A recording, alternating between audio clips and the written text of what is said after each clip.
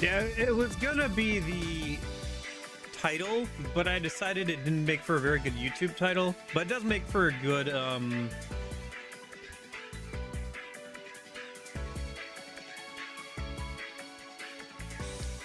conversation starter. There we go. How's it going? I think mine would probably be on my stomach, he says as he shovels a handful of cheese into his mouth.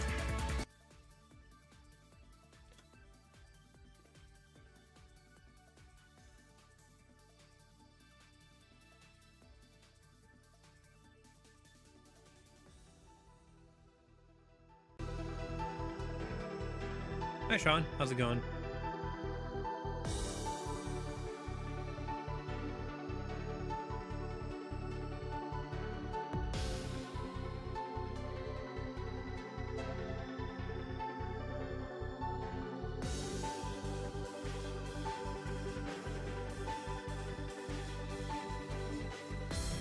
We're gonna be trying something different today. I have a PS5 controller instead of a PS4 controller. I just realized I have not used this thing too much, and I should try it, I guess.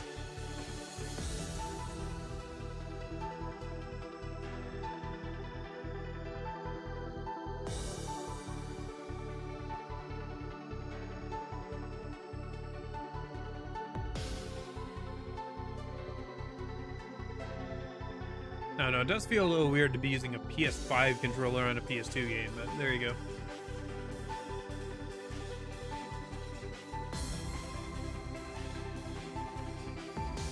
Nope, haven't seen it.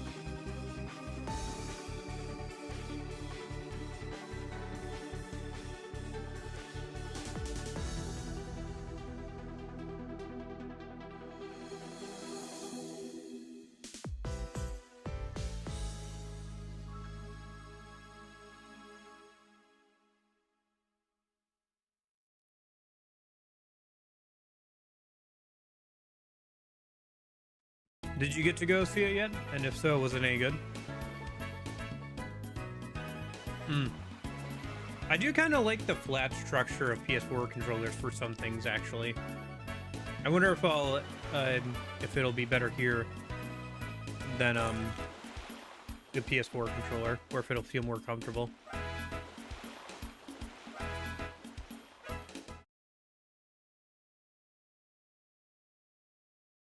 Ah, we're on the wrong scene thing again. One sec.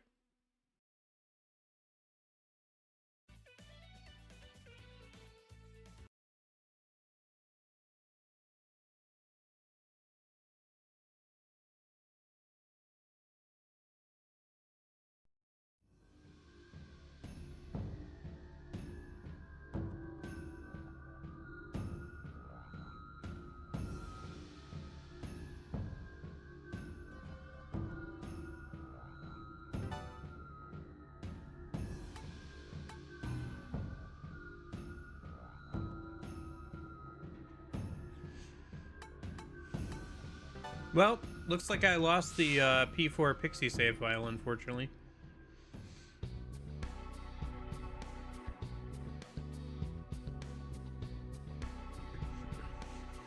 Right, sewer time. Let me reacquaint myself with what we're doing. Dude, this sewer dungeon is so long. We spent like 2 hours on it last weekend.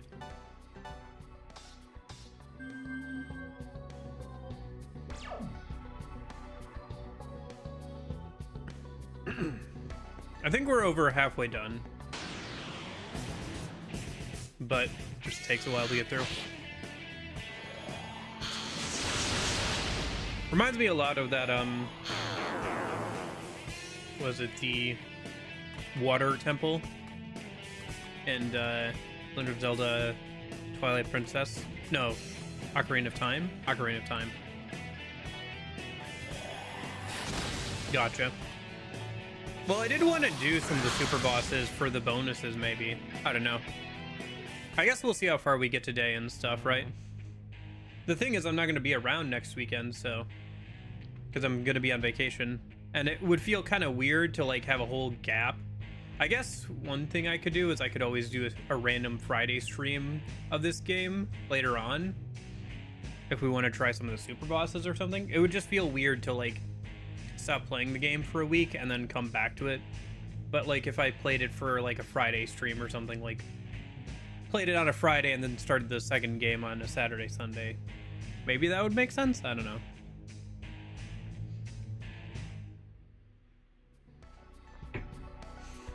Well, not gonna worry about too much. Either way, we're gonna get through the main plot this weekend for sure. Oh, speaking of, and then we can go from there. This must be it.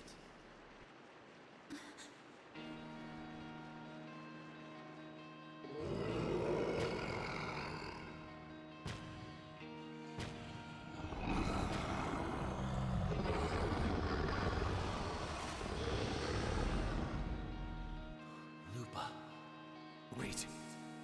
It's not the same anymore.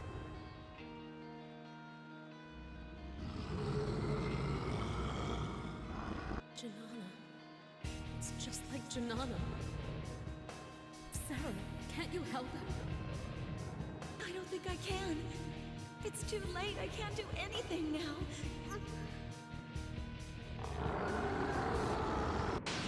Okay. Well, looks like last weekend I saved right before the boss, so that works out. He's probably a fire user based off the cutscene. Interesting. He's got multiple heads here. I might have to... If I die, I'll redo skills, but we'll see here. Okay.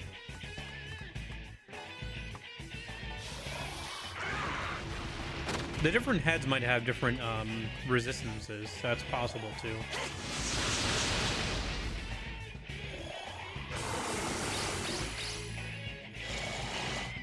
Interesting. Oh, he can heal himself. For a decent amount, too. Should I try Agidai just to see what it does? Yeah, it heals. Dang. Okay.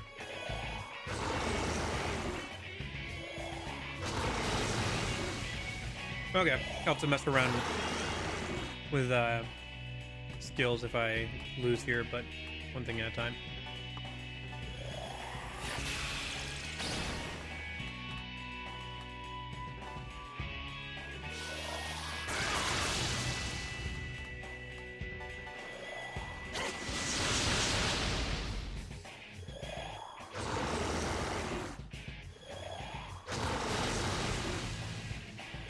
This is the first boss that we've had trying to buff itself and everything like that.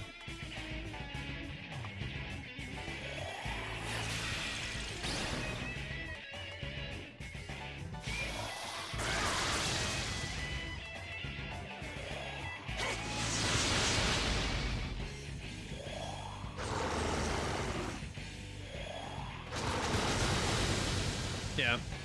MC has at least resist fire on, so we shouldn't like take too much damage from this dude, and it covers his weakness, so we don't have to worry about that for this fight. I think it's the center one that uses healing. If so, whichever one uses healing, we should go for that one first.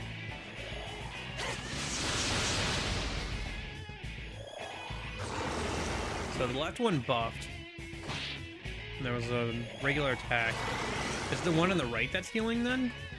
Or is it just they all have the same skills, maybe?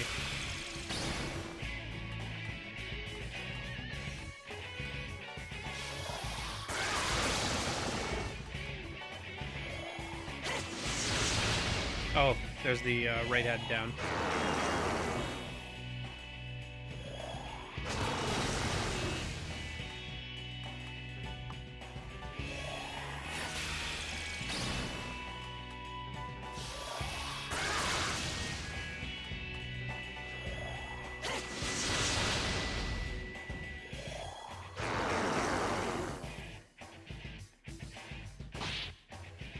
Oof. Alright, HP is starting to get low. Let's do this. Let's pass.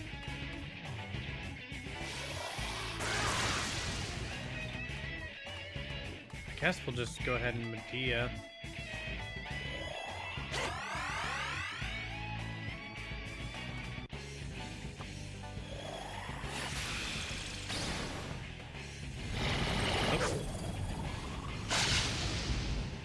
Good thing I just healed.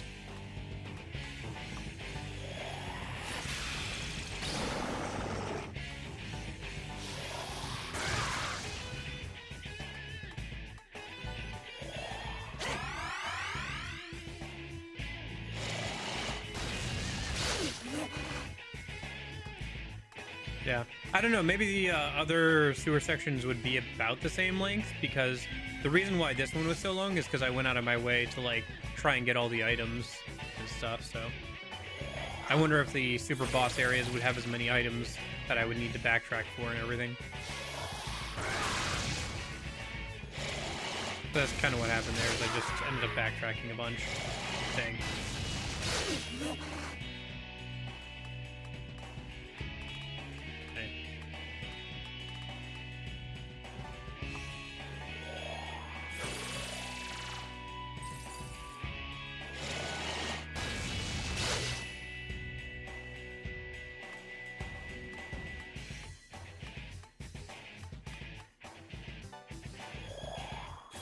I want to end the fight with everybody up so everybody gets the XP.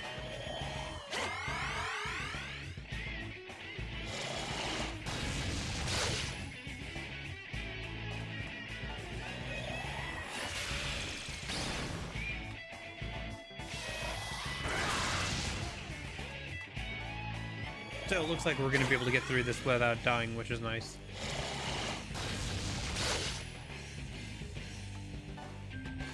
Not Augie dying. I don't want to heal the thing.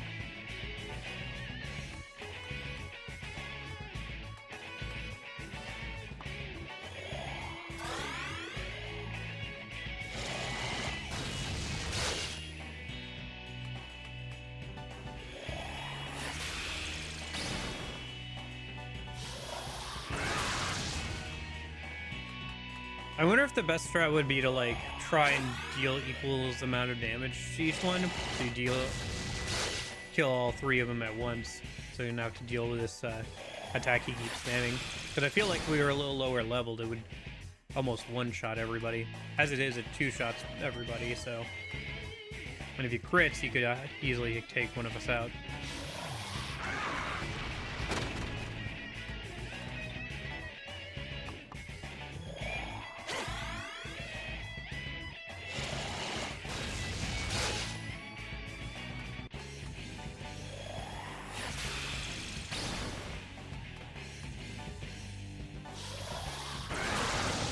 Okay.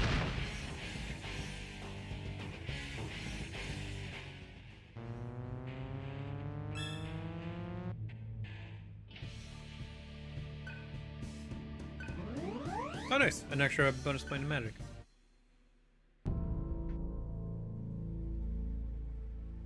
You can't fight the hunger forever. Once it takes over, nobody can help you anymore. That's why God said, this cycle of sadness must not continue. But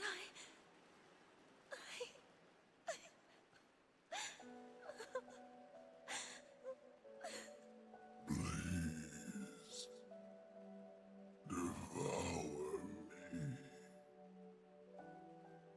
Lupa, what shall I tell your child? Tell him to become a man of honor. He'll be carrying an olive leaf. Your honor does not die with you. I will find your son.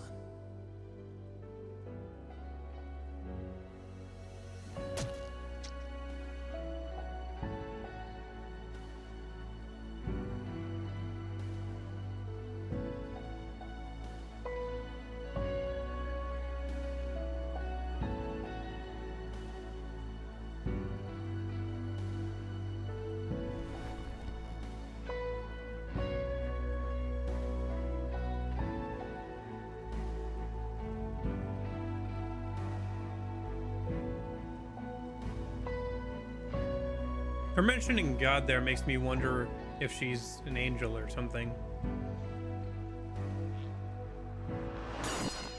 Oh. Be you angel or demon, you will surely regret giving me this cursed power! You got his emotions.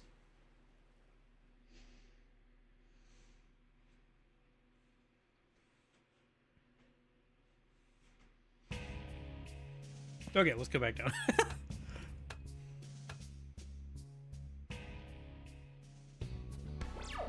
Let me see here.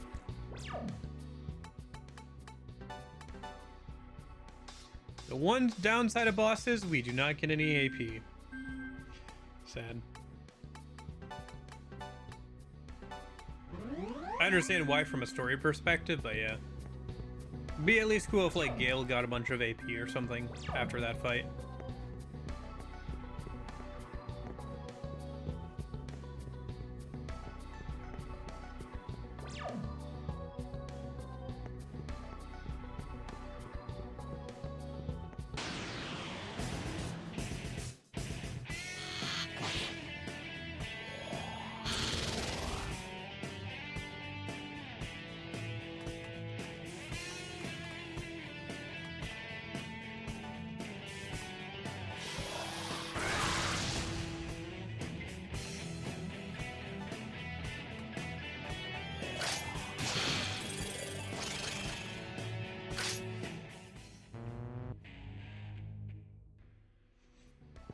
I remember that muscle memory. I did that combo on those birds a bunch. Okay, I think I got everything.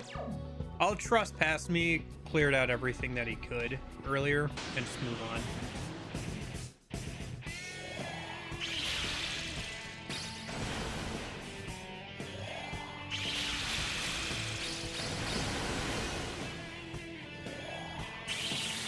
Rats.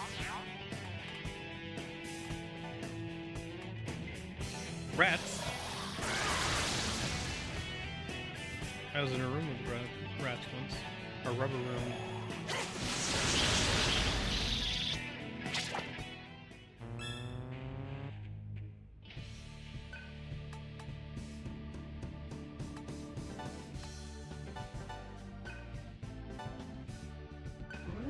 Oh my gosh.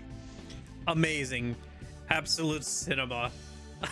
Another point. Another extra point into magic. Oh boy.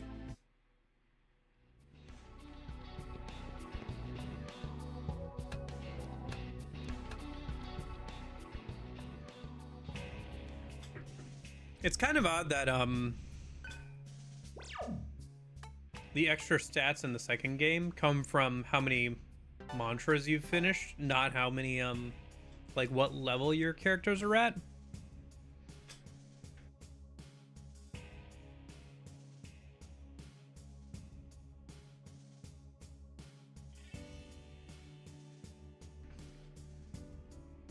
Look, it's fine, it's fine. We just kill anything before they can touch us, it's fine. And honestly, his vitality and agility aren't that bad. His agility is kind of eh, but like his vitality is fine for this level. His vitality is slightly higher than Gale's, and much higher than or Gorilla. His agility could be higher. In fact, I probably should think about putting some more points into that next time he levels up, but... One day, that building suddenly sprang out of nowhere. Colonel took a scouting party inside, and it's been our base ever since. When he found the innermost room, the Colonel flew into a rage. Please, I'm giving you information. Don't devour me! We didn't anticipate a cowardly ambush because we assumed our enemies were true soldiers. If we knew to think like cowards, you would be prisoners by now. Big talk. Ruling by power is effective until people refuse to acknowledge that power. In us, the Karma Temple has engineered his own demise.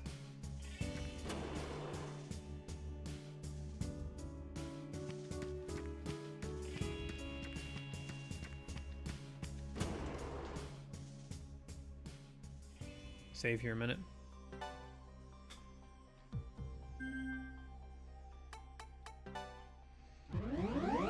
I was playing P4 on an actual PS2 today. I needed to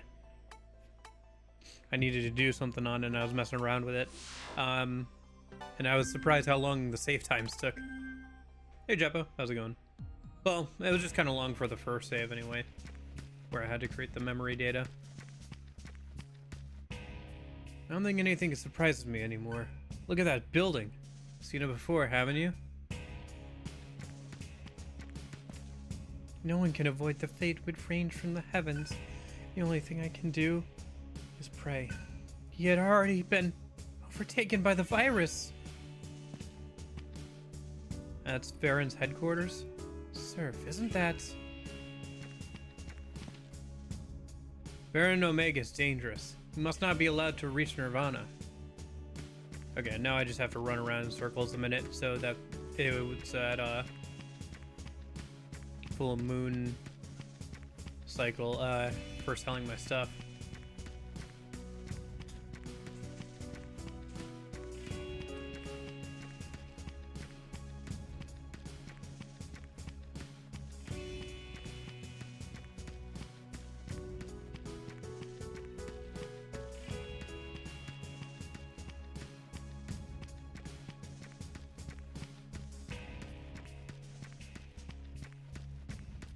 I mean, speedrunners get through the whole game with only 20 points in endurance, apparently. But they played this game and have their route entirely optimized.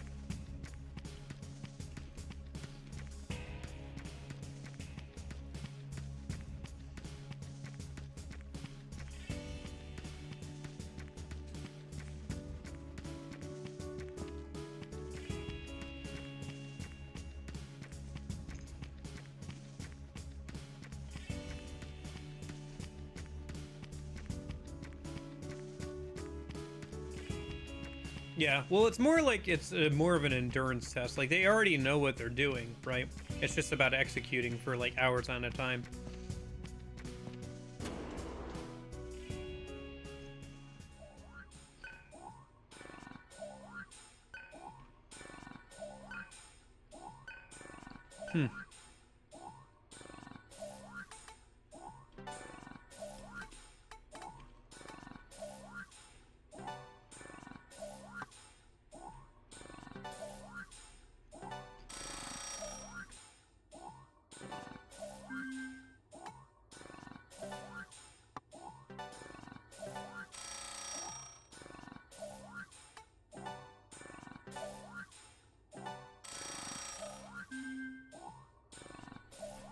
That brings us over 500,000 Maka.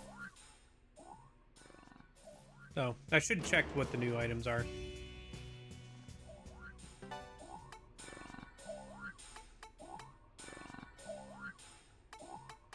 Man, 3,000 is just so expensive for either more or less encounters, given that's temporary. I mean, if it's reusable, sure, but... Restores a small amount of HP to one ally. Reusable. That's kind of interesting, but for 50k, it's probably not worth. The spyglass is a good pickup. It's analyzed, but you can just reuse it over and over again. Frees up a skill slot. Because otherwise, you'd want on at least one person in your party.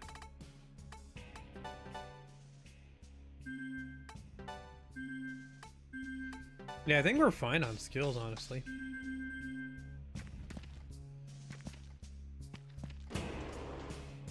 It goes until the next solar noise cycle starts, yeah. It's just for a one-time use thing, it's kind of like, eh.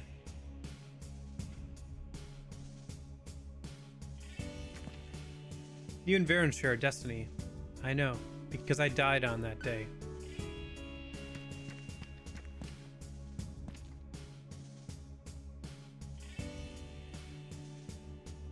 That building. It looks like it's made of digital images or something. Doesn't it look weird? Everything's made out of digital images here around here.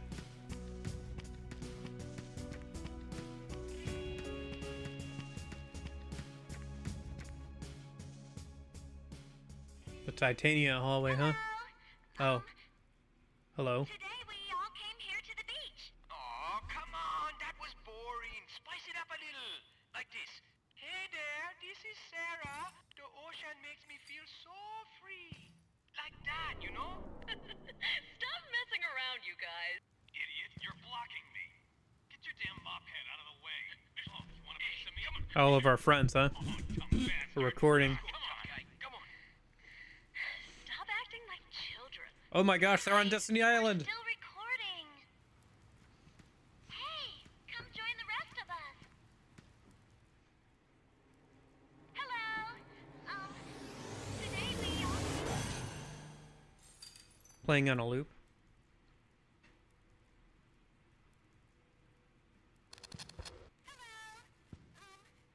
Today we all came here to the beach. Hello.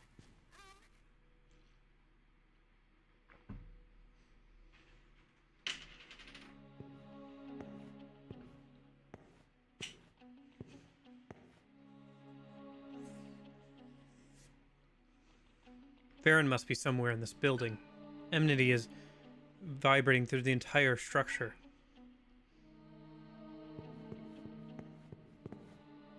Pillar stands alone. A strange red object floats inside a pillar of light. Touch it? Best not to touch things if we don't know what's going on with them yet. Every door in this room is locked, except for those leading to the city and large Karma terminal. If only we had a way to reach Varen, we'd have our revenge.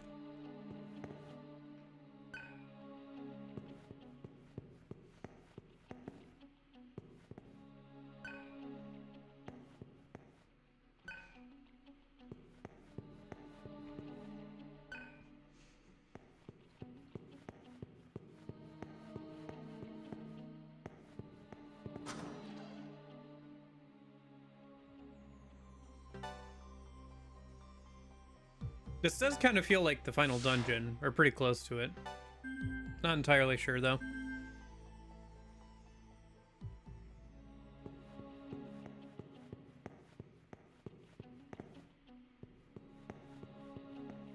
Red or green, huh?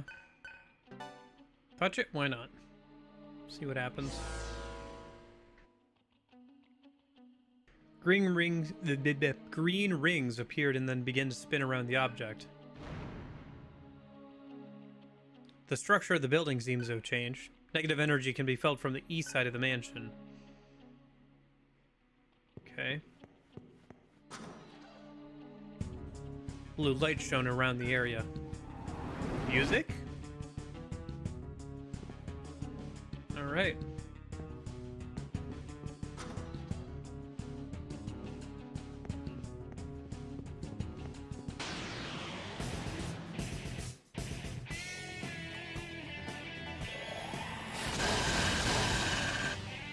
I don't know why, but it's weird seeing Raiju here.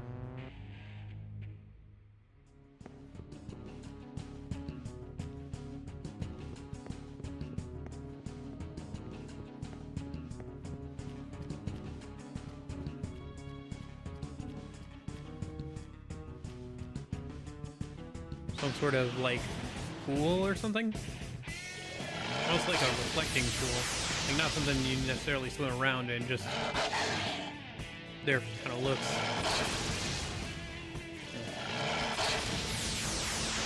So you could get it bad.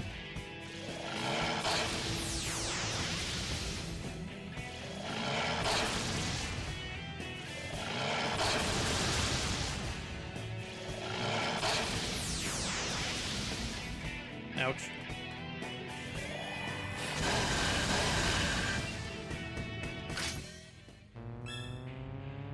Alright, Gil, you better put another point into your vitality there.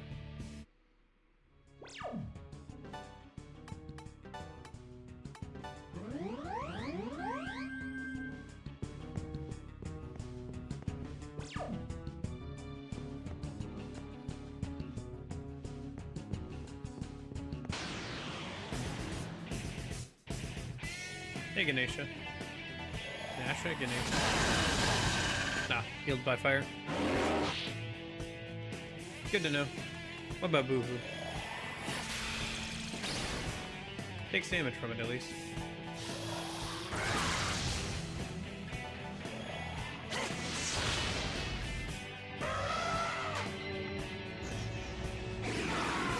Oh, dang.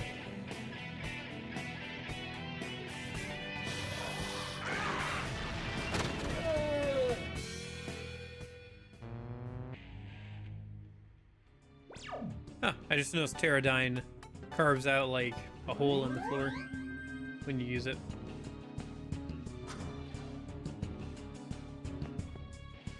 Can I examine this pot?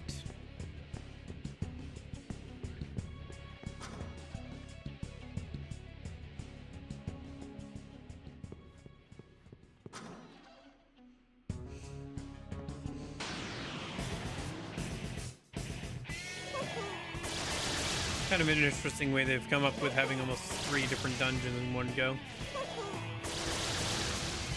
With the crystals and everything. Huh, interesting. They can always summon Queen Mab, I guess, because of the pixie thing. Ah, should have seen that coming.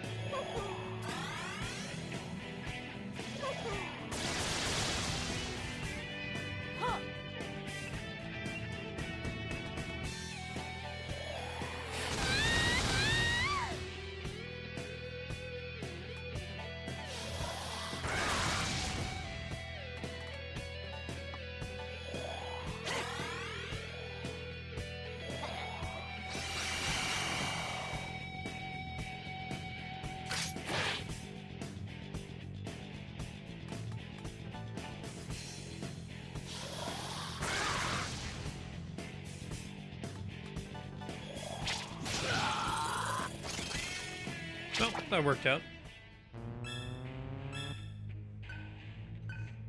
Oh, nice. Let me turn back around. The terminal is right up above us.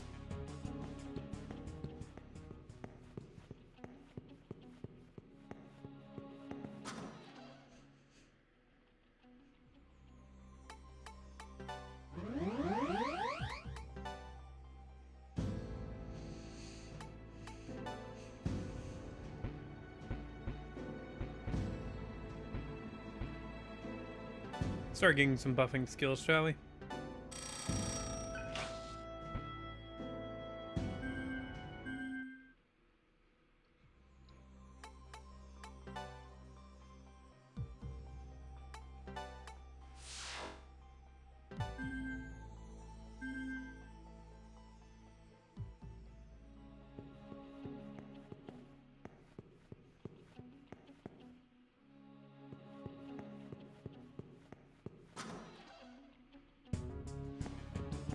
But yeah, music for this game is pretty good.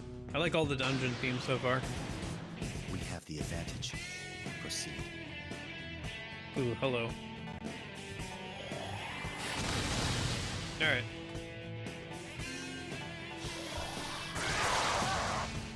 Yeah, that worked out.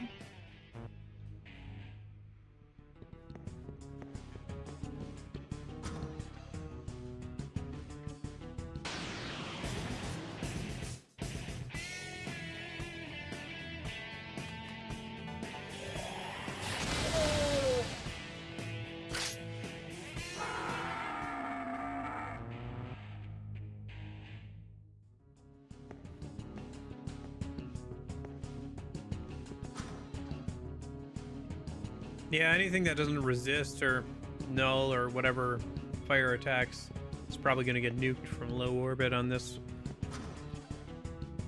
With MC as strong as he is.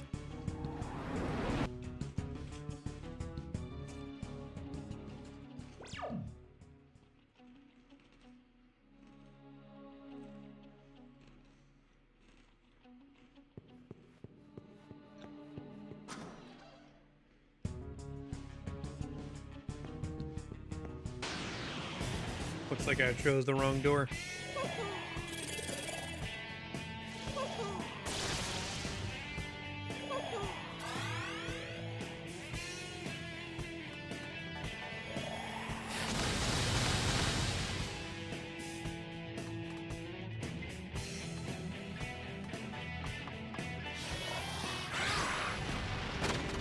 Dang it. Hey, Assassin, how's it going?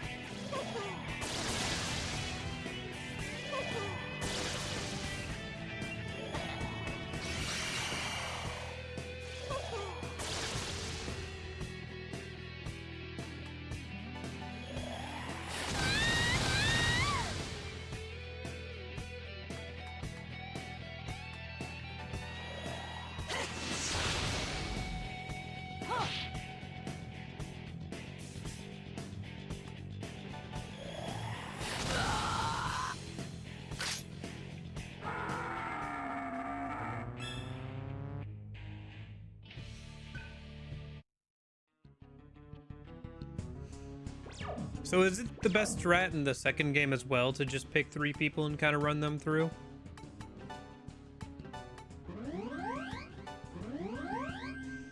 Like just exclusively use 3 people basically? That might have been the wrong door. Kind of. Looks like it's a teleportation puzzle.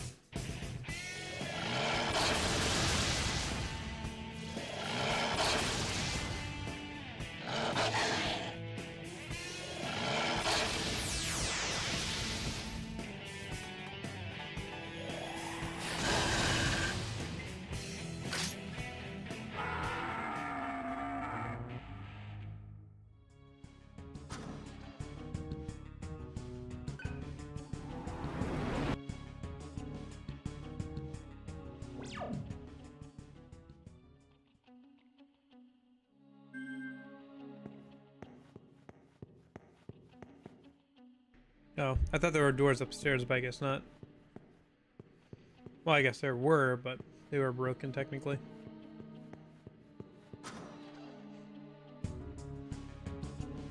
So the hallways collapsed, or are they just broken?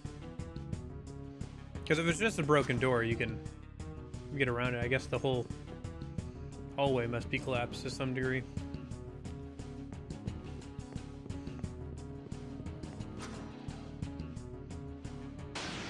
Also, who is the invisible guy in that room with a picture?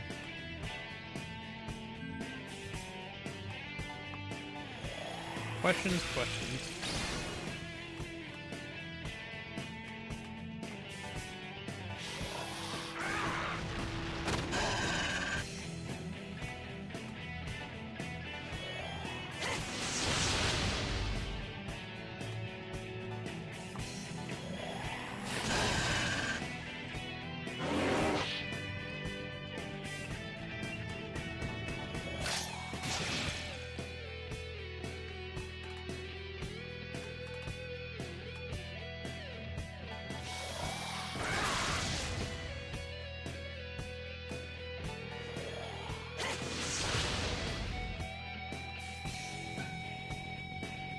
Oh?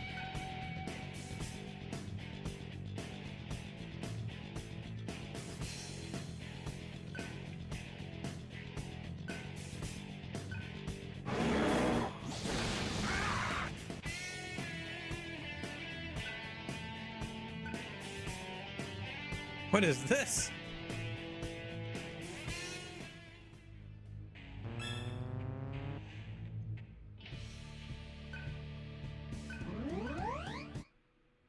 He said the colonel was coming for them. Then another Agirim Helka showed up and almost one-shot us. The gorilla was the only one to hold on. Interesting.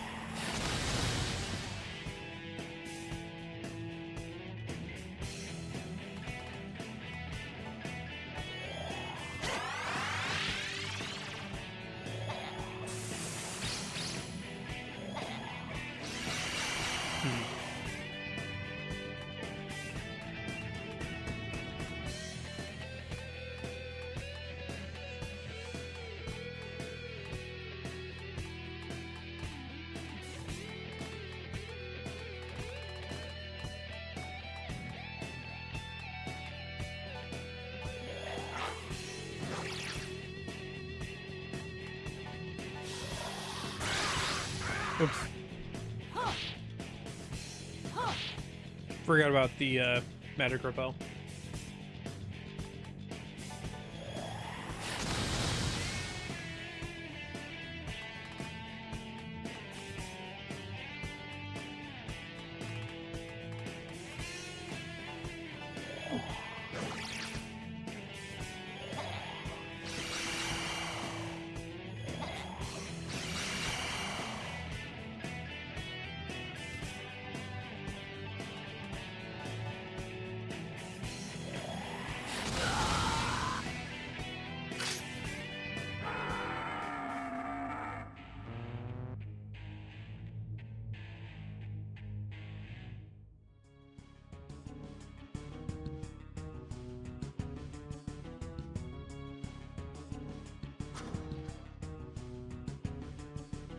Well, I was working more on the P4 Pixie video. It's almost done.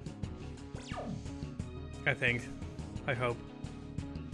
I don't know if we can get further here. Let me try the other crystal. I forgot to heal him.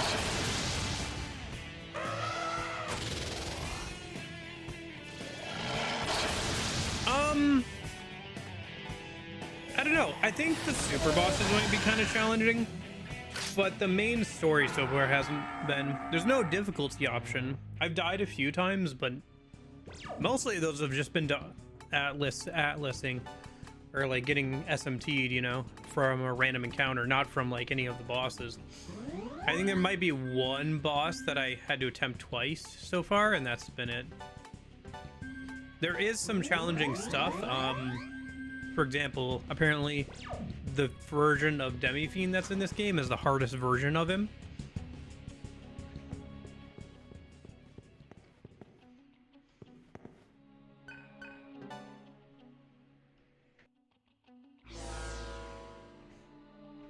But I haven't had to grind too much, and like I said, I don't think I've had to try a boss more than once for the most part.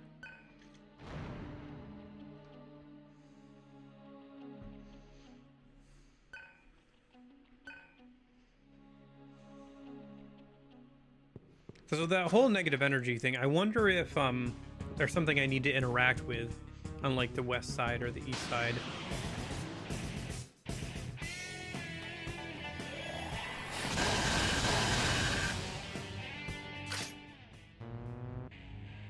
That'll change things up.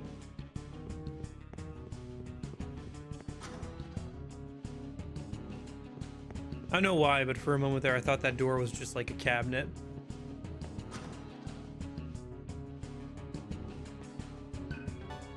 One of these is gonna be fake.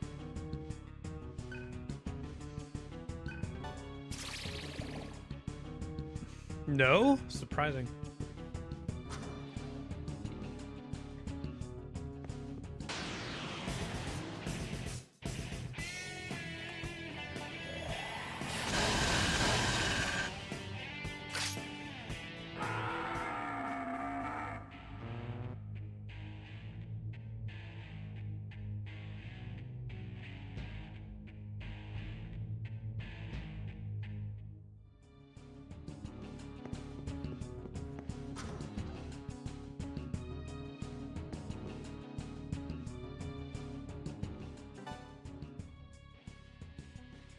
Most of the challenges, the absurdly high encounter rate are in the 3 super bosses.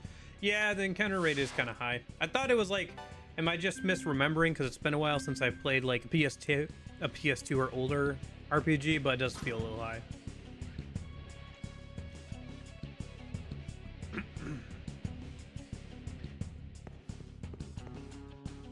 I played an RPG, I think, with higher encounter rates, but it's been a minute. The one that comes to mind is the oh, there we go. One of the Mega Man RPGs. An attack from the Embryon? Our perimeter guard should have been perfect. Where'd they come in from?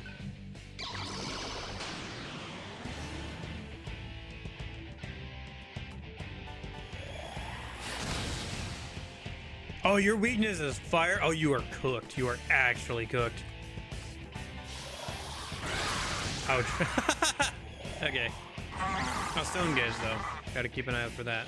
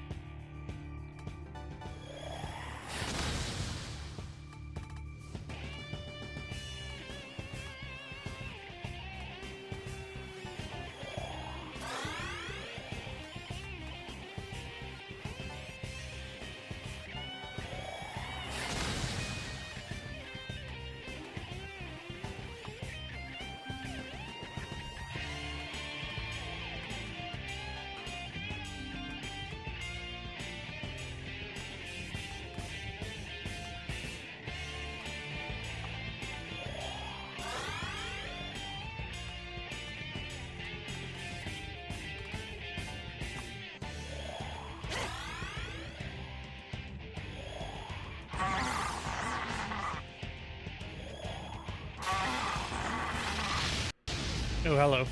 Almighty damage, I guess? Oh! Turn to stone, okay. I think I have some disc stones here.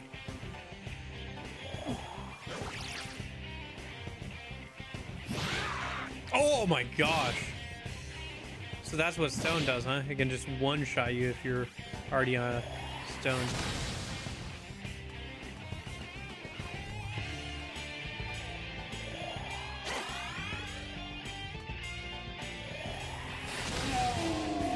Okay. Gale wasn't up for the XP, but whatever. Can't do too much about that now. Hey! MC leveled up.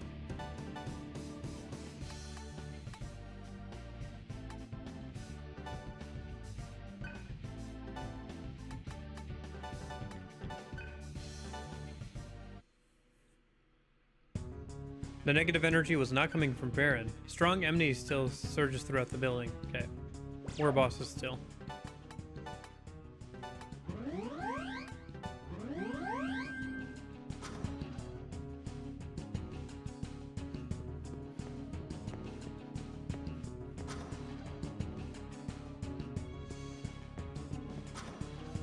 Well, did anybody get to play an SMT game that they haven't played yet before? It's weird to think that P4 Dancing is the last Persona game that I haven't played. Like just a few years ago, I hadn't played any of them. Well, I guess not a few years ago now. More like 5 or 6 years ago, I hadn't played any of them. Well, I caught up on about 30 years worth of games in 5, so that's something, I guess. Oh, there's plenty of other games that came out since and during then that I haven't yet to play.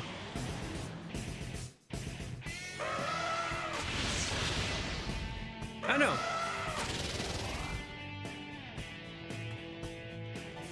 One thing that I've been thinking about is I know I've been playing a little bit of P5 off stream for the anniversary, right? Because it came out almost 10 years ago now. I think 10 years as of September, so in a couple months here. I was thinking about doing a video for it, but at the same time, I'm not sure if I want to, because I don't want to take on another big project, and I really should be working on P4 videos for when P4 Revival comes out. So I can already have some or whatever.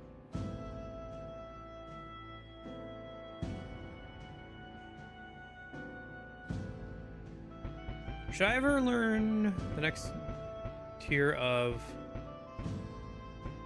heal skills or something, maybe?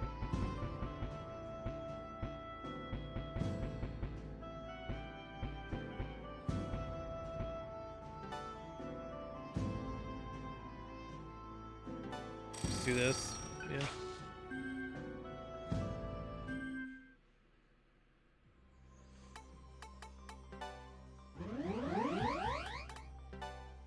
Well, if nothing else, there's plenty of Atlas games to play still, right?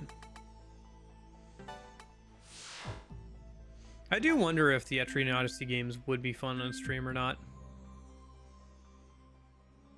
Planning to try Expedition 33? Yeah, I put it on a poll before, but it didn't win. I think it was up against something else. I can't remember. Earlier this year. And it didn't win. So. I'll probably wait till it goes on sale now, though. I wonder if there's any items or anything this way before I change it over to another layout.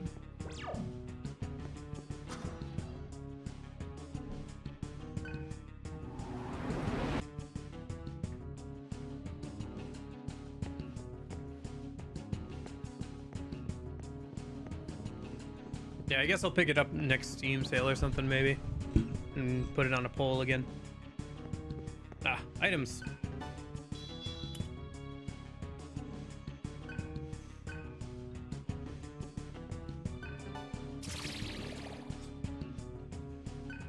Attack mirror, that could be useful.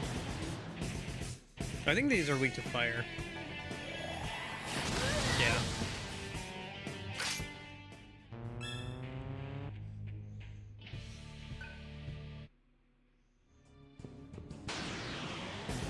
Yeah, I mean, the encounter rate is kind of high. Oh, Sati's probably immune to fire. Anumon's probably not.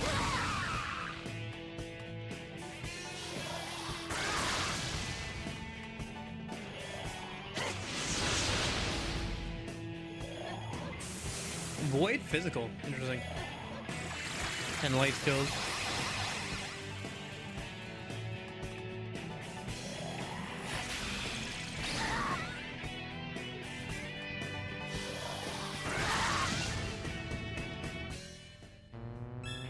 Nope.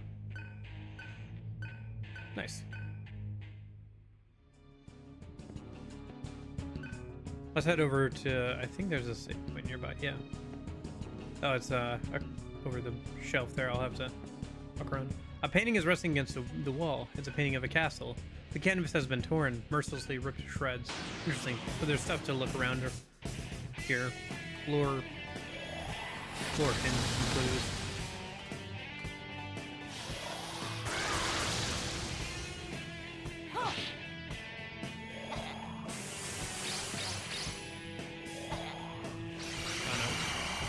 Yeah, I guess I should just mostly focus on finishing the P4 Pixie video.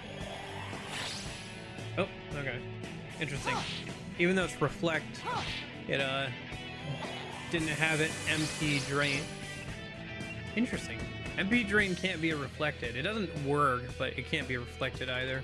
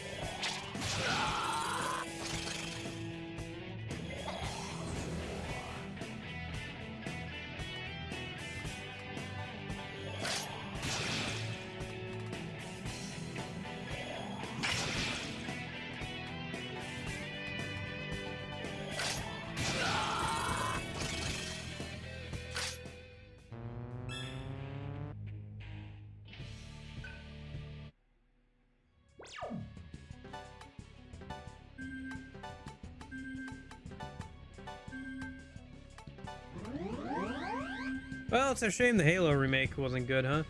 Oh well. Some interesting mods coming out of it already, though.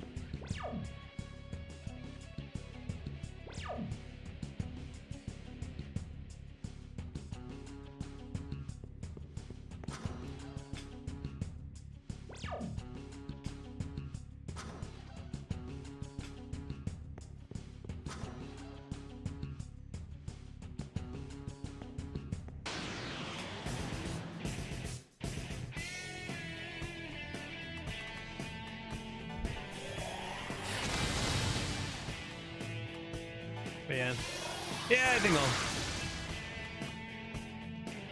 try and figure out what the next move is, stream-wise and everything, while I'm on vacation. Speaking of polls and stuff, and what games I've been playing and stuff, I have to put up a poll either this weekend or sometime in the next week for what the next game we're gonna play is after this one, because I think we'll play a shorter game after this, like a 20-30 hour game, and then jump into the second game, right?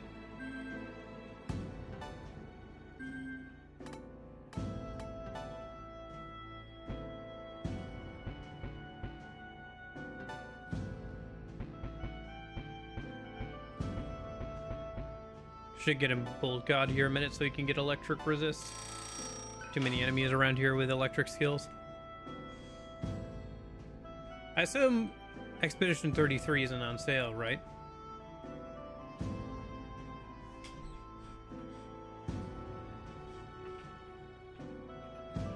No, it is actually on sale. It's 20% off, which isn't terrible for a game that came out somewhat recently.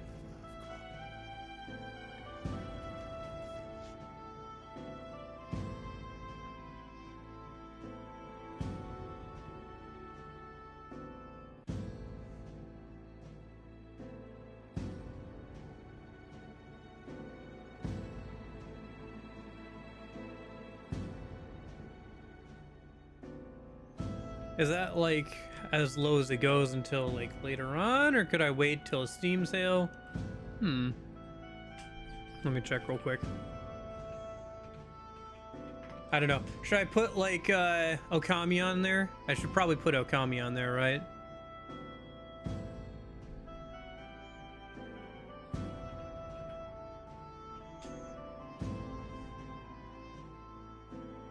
No, it goes down like 40% to like 20 some dollars if I wait longer. Or no, wait. I'm looking at the wrong thing. It is the lowest recorded price is 40 bucks, 20% off, which makes sense considering when it came out and how popular it still is. What's the deluxe edition upgrade? Oh, just some outfits. Okay. Not too worried about that. Yeah, I don't know. Do you think Expedition 33 would be a good one to put on the poll? Maybe. How long is that game? How long to beat .com? Expedition. I don't want to do anything that's like 40 to 60 hours because we're going to go from whatever game I play next to into another JRPG. So something a little bit shorter would probably be good, but it doesn't have to be super short or anything.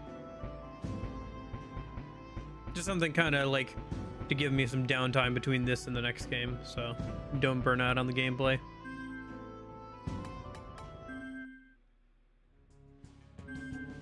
You know what I was thinking of is it would be kind of fun to put either like a Pokemon or a Digimon game on the poll.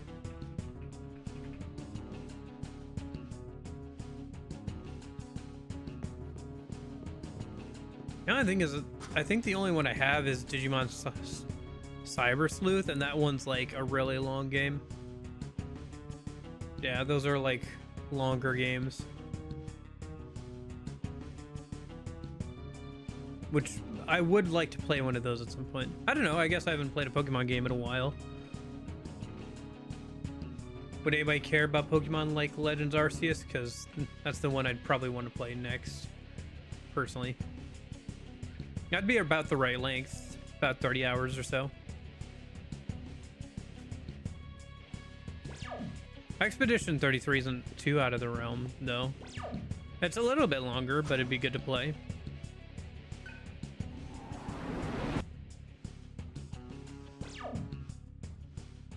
Okay, let's head back to the entrance and choose a different crystal.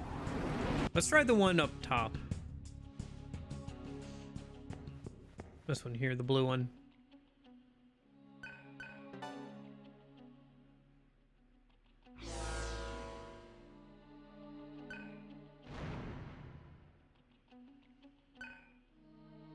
Northwest side of the mansion. Okay.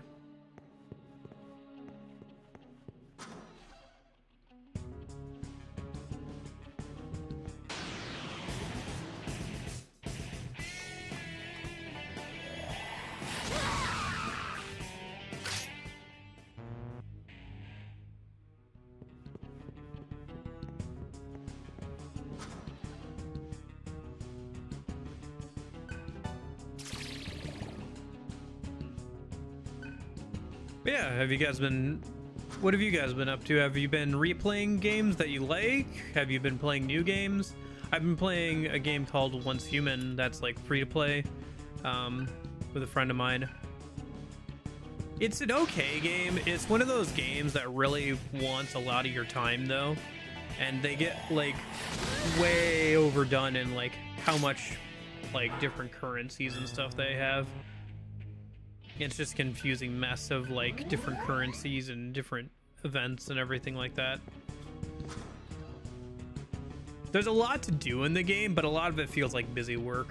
The main gameplay is kind of fun though. And once we get to the end of like the progression, we'll probably be done with the game once we've like done most of the content. Oh, hi, Titania. Too bad I resist that. And if you're using Bufudyne, that means you're probably weak to Miragidyne. Oh, dang. Okay, well... Are they shielded against all magic? Uh-oh. Virgil, is this why you said having the Astoma stuff would be useful for the Titania hallway? They seriously have a shield up against all magic types? No, not Pterodyne. Oh, shoot. Okay, time to run away. Can I run away from this? I cannot. No, wait, I can. Jeez, I didn't expect Titania to be such a pain. Alright, well, at least I know now that they can be hit by earth skills at the very least.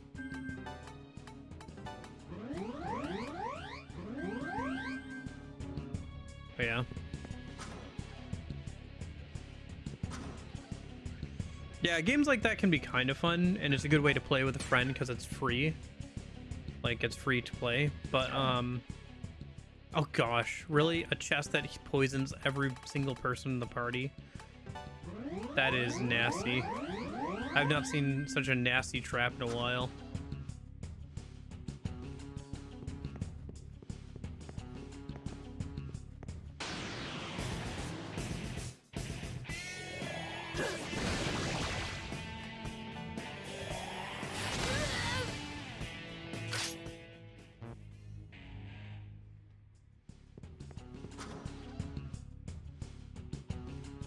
Other than that, I've been fiddling around with, well, last week at least, I was fiddling around with some Pokemon ROM hacks, just kind of playing a couple of them for like a couple hours each, just to kind of get a feel for them. Nothing too intensive.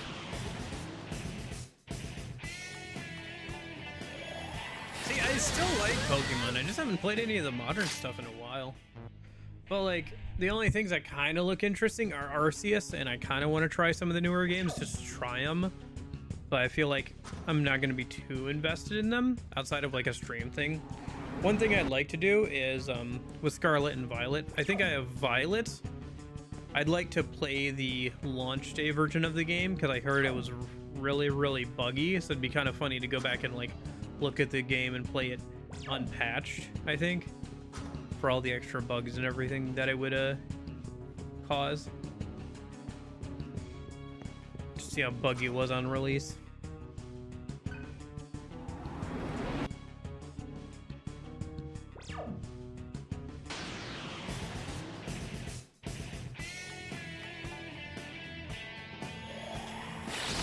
Ouch.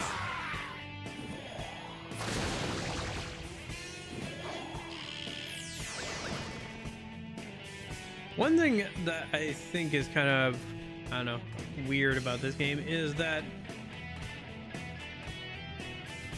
the enemies have plenty of like repel and null and absorb of different elemental types, but you as the player don't really have a way of doing that.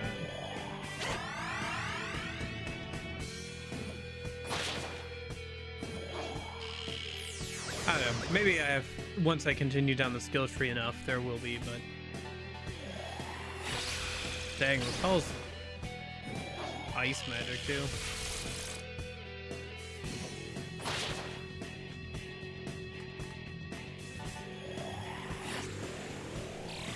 Oh, nice.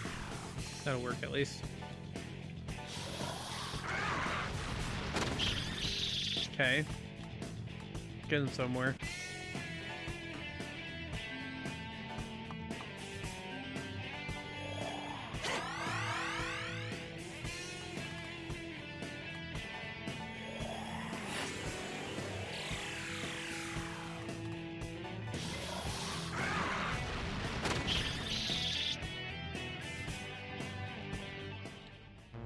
Given that they levitate in their model, I wouldn't have expected them to be weak to Earth.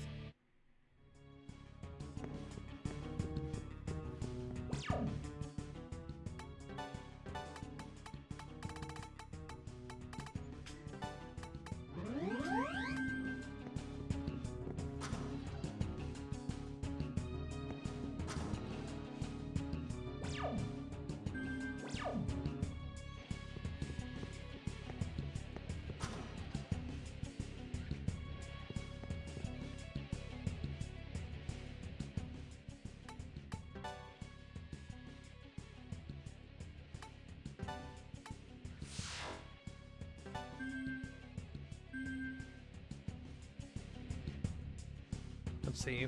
So Okami should probably be on there. Maybe a Pokemon game. Maybe Expedition 33. Is there anything else I can think of for the poll? We have yet to play through the DMC reboot. We haven't played a DMC or action game in a minute. Could be fun.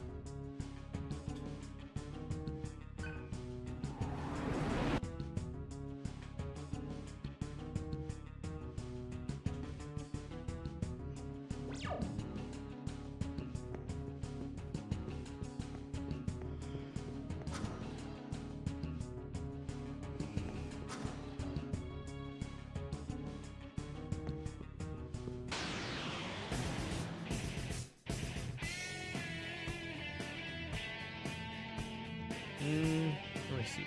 What else? God of War. We haven't ever played any of the God of War games. Could be fun to maybe try one of those. No, they're pretty short too. God of War 1 is only like 10 hours long. All right, Weak to Earth. Should remember that.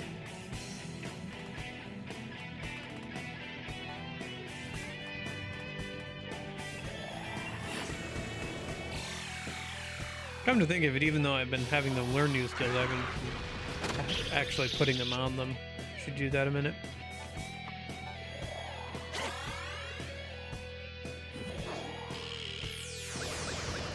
Jet Set Radio could be kind of fun.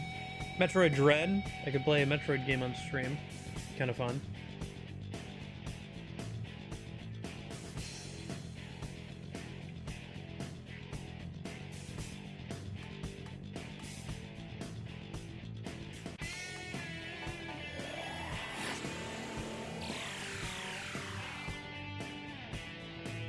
Pikmin games. Pikmin could be fun.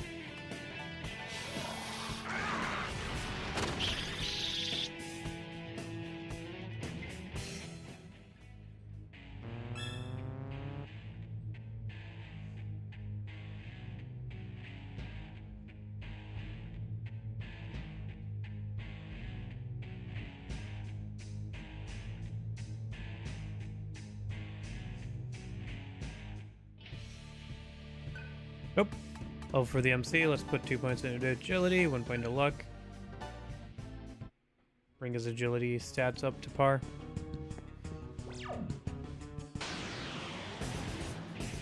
Hey, got jumped again.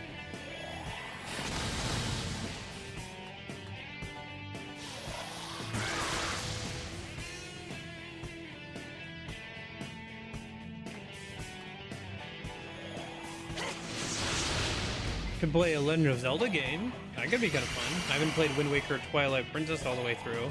I've never played Wind Waker. I played Twilight Princess, like the Wii version of it, but it's been a long time. And I didn't finish it, so...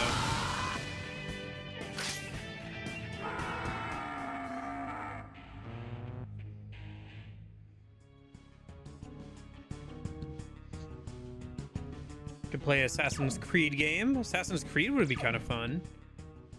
Ooh, lots of good options. I don't know. Do you guys have anything that you particularly want to see out of the things maybe I'm rambling about or anything like that, or no?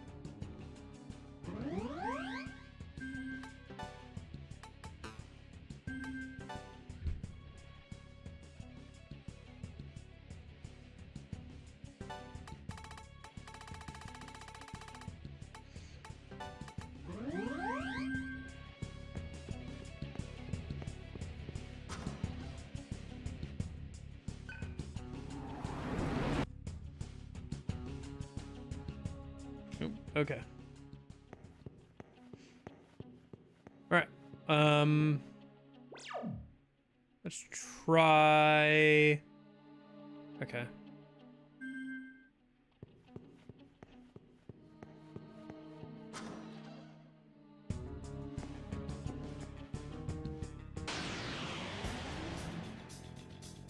Oop, ambush. No time to transform.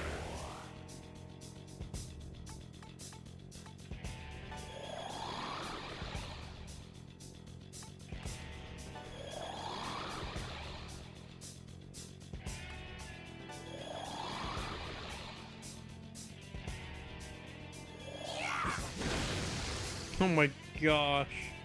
What was that skill name? Genocide? Okay.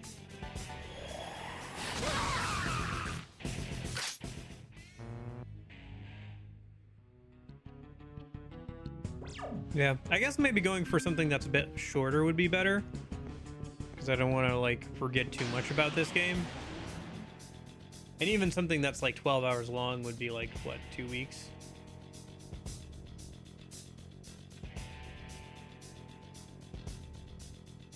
Two to 3 weeks.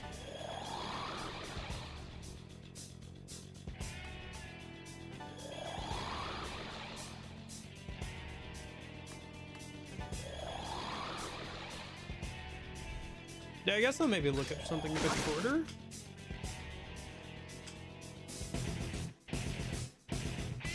Here's the question though, do I really want to play DMC, like, the reboot? I mean, at some point, right?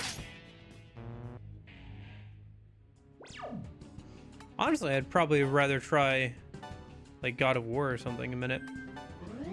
Because I have quite a few of those games physically, so it'd be nice to play through them and see if I want to hold on to them.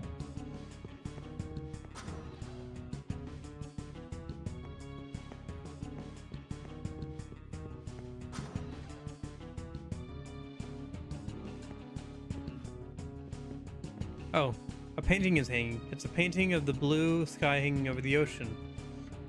It's Destiny Islands.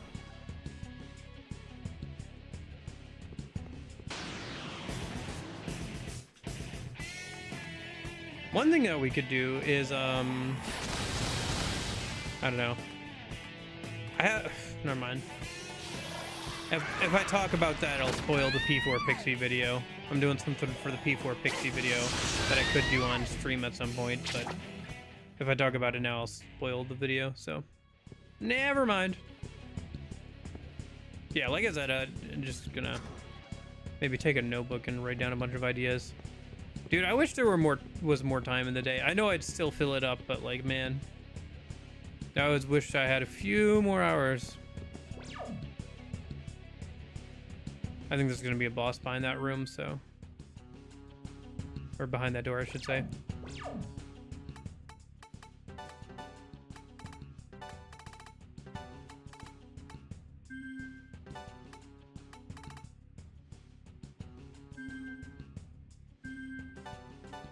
I was worried I'd rush myself way too much on the P4 Pixie video, but I think we're gonna be fine because I got a decent amount done.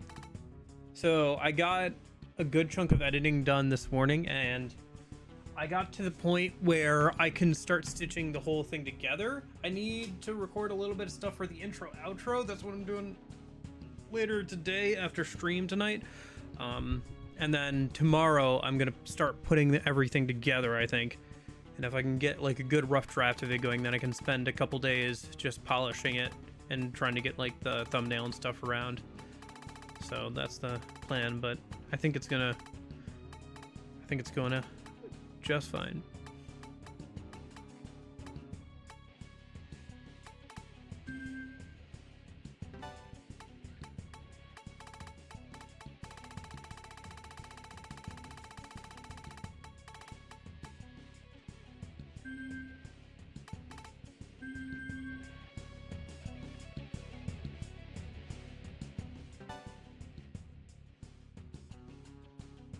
I wonder if when I actually play Expedition 33, I'll be kind of disappointed. Because it's one of those things where it's like, yes, people said that game was really good, but people also said that Metaphor was really good, and I thought that one was kind of disappointing too. But that was partially because I know how much better Atlas games can be, you know, and have been. Like I said in a previous stream title, this game's like skill party system is way more interesting and way better than Metaphors, in my opinion.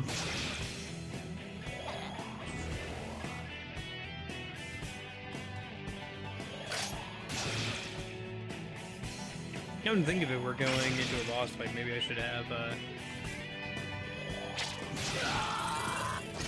gorilla grab her buffing skills.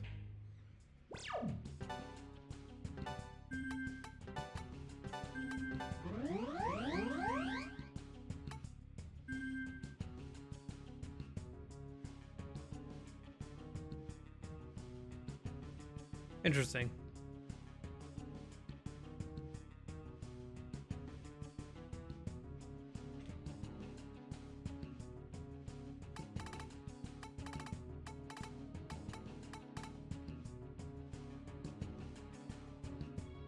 Gotcha.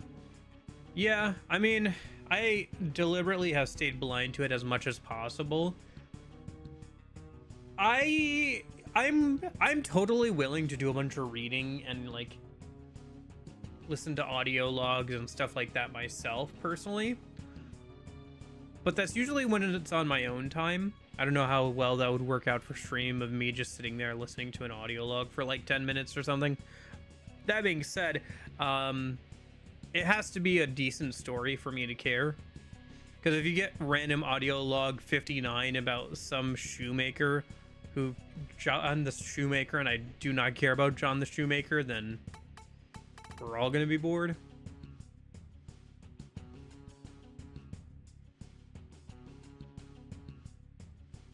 Gotcha.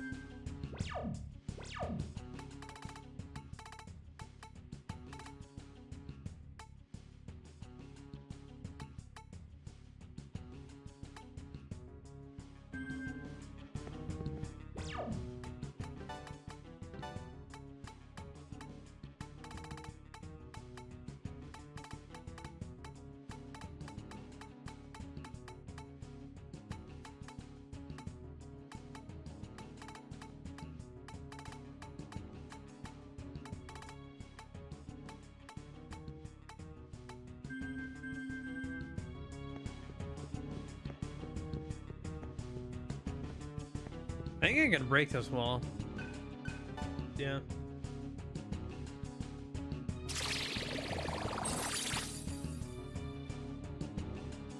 Probably some items on the other side. Yep.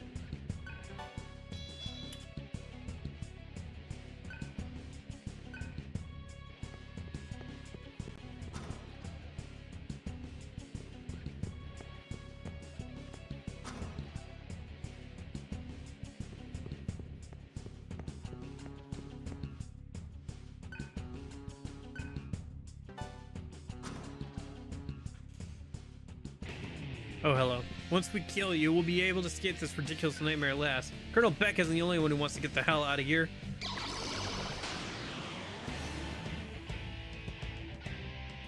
Oh, need hogs, I think? Well, and then there was one. Cannot be devoured. Boo.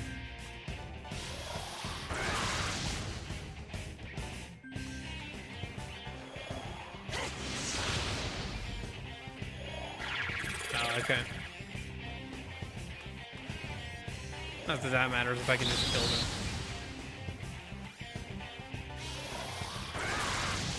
This is probably a decently interesting gimmick fight, but given the MC's build, I don't think it's going to matter too much.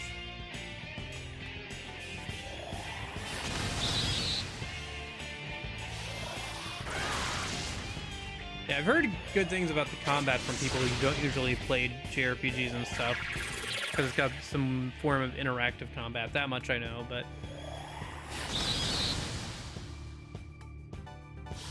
we'll see.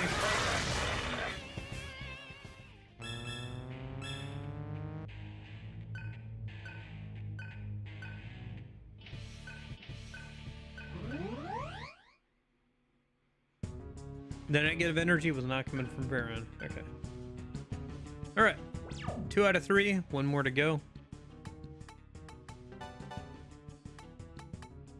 Atma bonus. Increases AP gained in battle. Yes, please. What are we doing that over? Maybe MP Thief. Yeah. For now, that's fine. What are the skills that you get?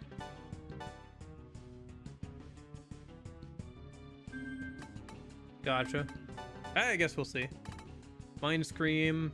Moderate damage, fist stun all. Interesting. Insatiable, moderate damage, hunt all. Gotcha.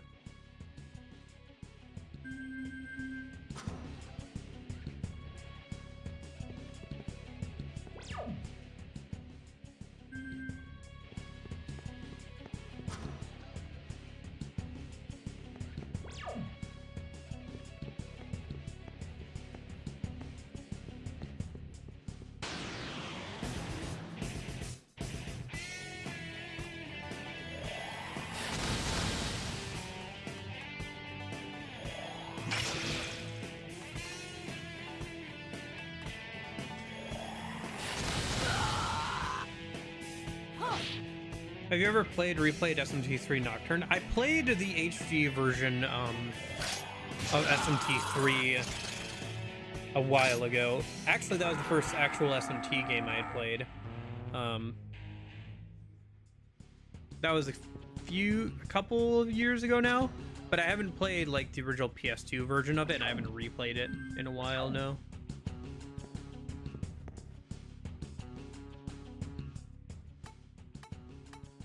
Probably should at some point now that I know who Rideout is, right?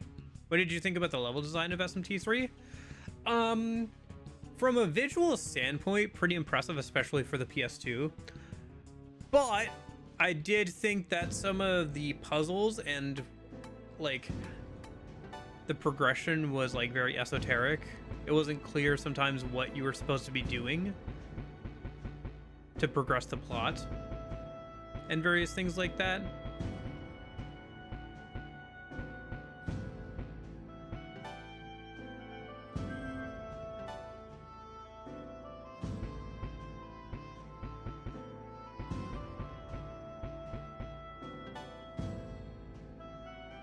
Would almighty skills be worth grabbing here? Probably not right now. Mind charge would be nice, but I should probably grab the rest of these ice skills so I can actually deal some damage with ice damage, ice magic.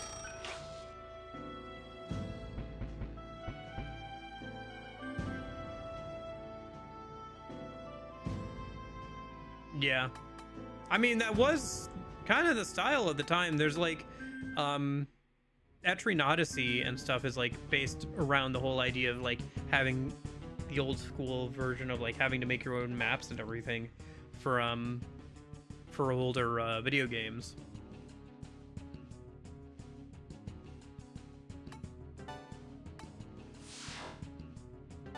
Gotcha.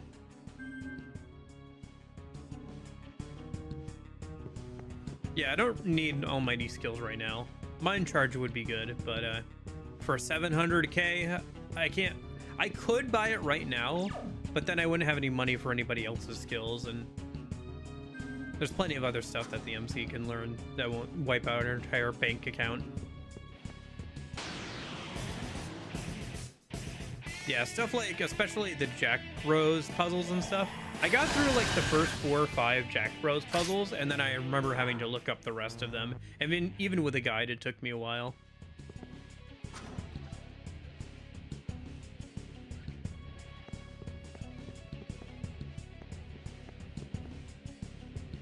Have I ever played any of the Persona games? I have played every single Persona game at this point. Every single one. Yes, even that one that you're thinking of right now, I have played it. Every single one of them. In fact, on Fridays right now, I'm playing through the only one I haven't really beaten that has any sort of story, which is P4 Dancing. But also P3 and P5 Dancing. I own P3 Dancing, not P5 Dancing, because I just found P3 Dancing. Secondhand, and I bought it. But I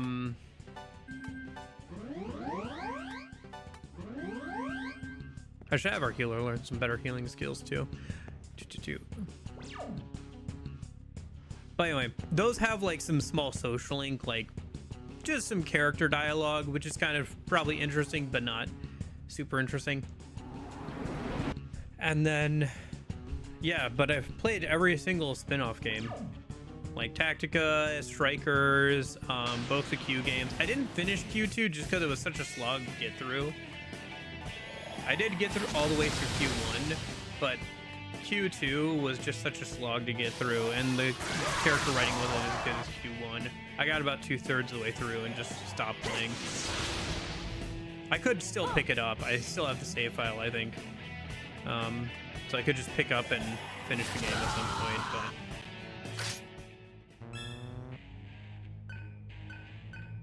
Nice. Rilla maxed out her mantra. There's a save point nearby, so let's go have her swap out. Probably, like I said, have her learn some more healing skills.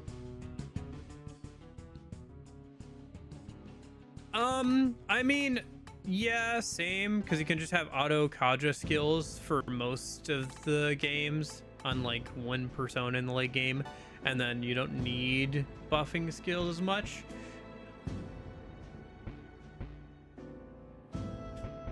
It's tempting to have her learn the force resisting, but I don't think she needs it right now. We could use more healing skills on her. Yeah, Diarahan would be nice to have.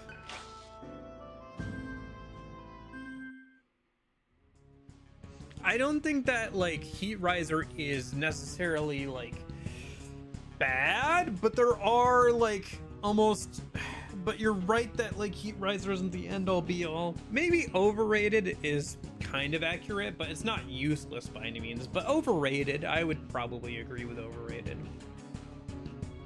If more demons had a better resistance spread or a luster candy counterpart existed, it wouldn't be as bad. Technically, there is a luster candy counterpart, Virgil. It's in P5R's DLC.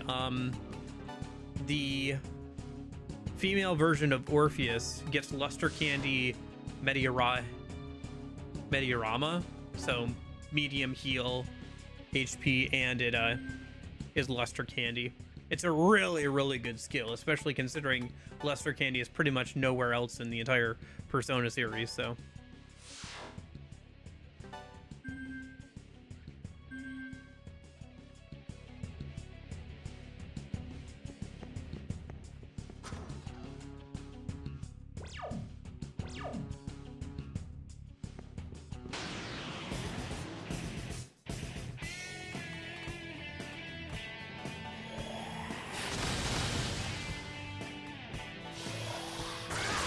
Yeah, honestly I would prefer that over having the stupid like amp.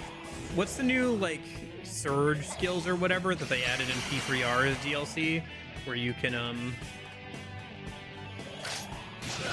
nice.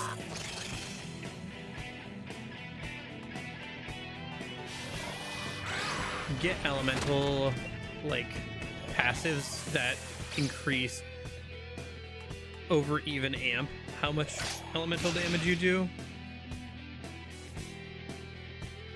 I don't like those, is what I'm trying to get at. I wish that they had gone for something else.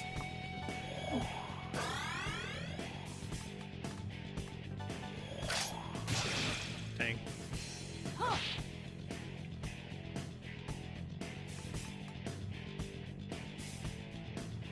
They gave Yusuke Luster Candy and Makoto the SMT Debilitate in Persona 5 Royal. Yeah. I think having them as ultimates is not a bad idea. Like, Luster Candy as an ultimate ability for a party member is probably a good idea. Oh, Ice Wolf.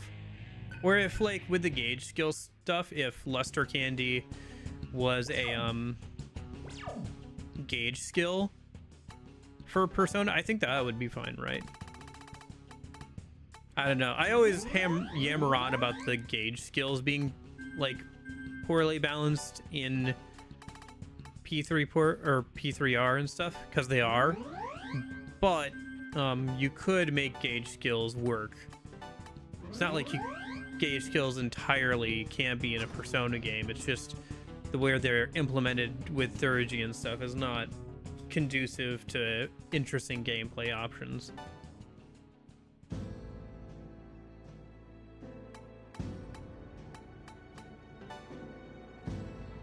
Like Persona Q and Q2 have gauge skills. They're for the navigator abilities. And when you build up the gauge, you can have them like do an active ability during the battle. And that's how they do that. That's not a bad way of doing things, right? You know? But... or like I said, just having like... you know how in the third semester everybody always gets like an ultimate ability in like P4 Golden and P5R?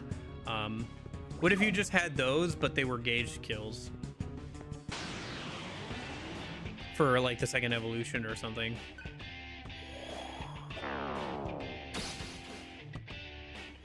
Speaking of debilitated Heat Riser. Don't we have a Decage Stone?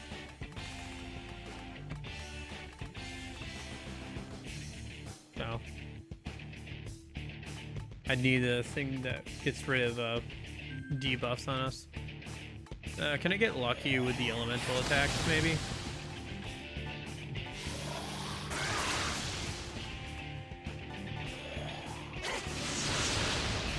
I still have never gotten a single one of these dudes.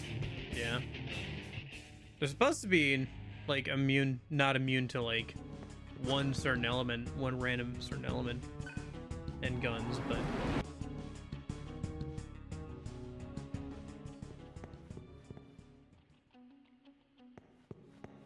Personally, I never have any issues trying to get the ultimate skills and the Third Awakenings in P5R and P4 Golden, but I've played a lot of the Persona games and I've done my homework on them, so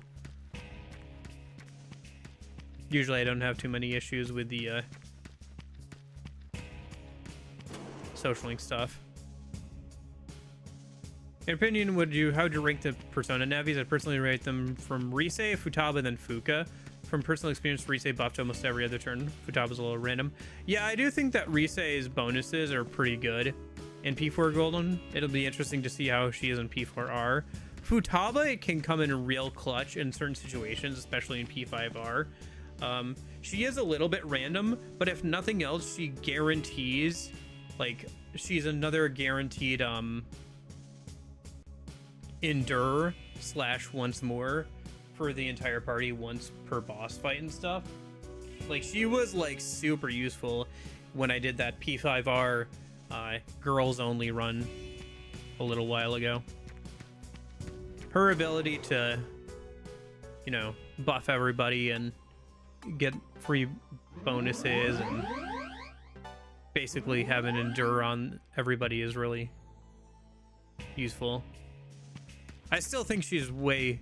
You're right that she's a bit erratic, but her buffs are so powerful. And the thing is, I don't account for the buffs. Like, I don't rely on the buffs, right? Like, if they happen, that's great. And I just don't, like, super count on them, right? Apart from that, I do think that obviously P3 Faz Fuka is the worst one. Power creep has just made some of the newer navigators a lot better. That being said, P3 Reload Futaba was actually fairly useful for the overworld traversal.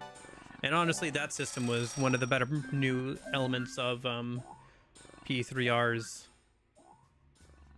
stuff. The ability to have her use different overworld abilities to buff you before going into battle or like do different things. I thought that was pretty useful. I thought it was a good way to work in having the navigator be a more active role of like helping you on the overworld a bit more. Oh, there's a chest up there I just noticed. So there must be a way to get to it at some point. I should go and explore the other routes for some items. The only thing that Rise doesn't have to be is perfect Navi is a floor scan. Fuka and Futaba can help me speed run Tartarus and Mementos. P4R might give her a floor scan, not that they're long. Yeah, honestly, they'll probably port over the system that Futaba had in P3R, or sorry, Fuka had in P3R over to P4 R. So she'll probably be able to do a lot of the similar things that Fuka was able to do. Dang. At least they didn't hit his weakness.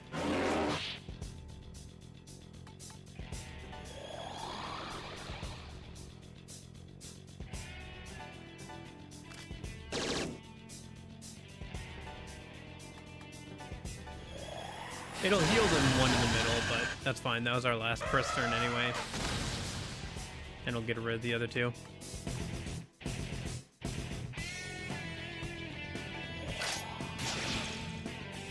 That crit at least.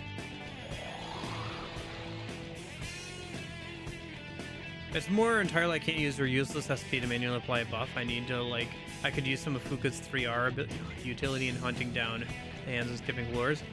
Futaba even gets another not usable SP bar and scramble. She's got a handful of guard the NPC missions to make sure giving her armor means something.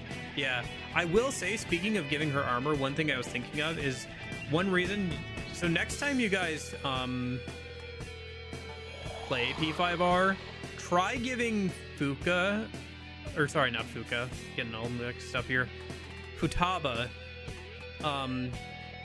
accessories that increase her luck stat, because how often she buffs and everything is based off of her luck stat, and accessories and armor equipment is bugged in P5R, where it gives double the amount of stats that it says it does. So for example, if you have Makoto's ultimate revolver gives her a +10 in all of her stats. It's actually a +20 in every single stat.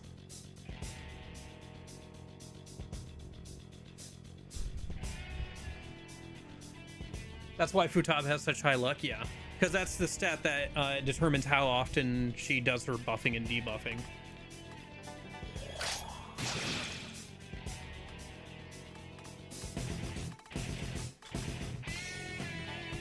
Which can also technically send her stats over 99. Oh, I didn't know it went over 99. I thought it only went up to 99. I know you can go over 99 with Izanagi no Kami, but... Huh. But yeah, that was very helpful, obviously, during the P5R girls run. And thankfully, Makoto's ultimate revolver was one of the items I was actually able to get, because I wasn't able to get all the ultimate weapons for everybody because I wasn't allowed to do the guy social link, so I wasn't able to like get Joker's like ultimate pistol and everything.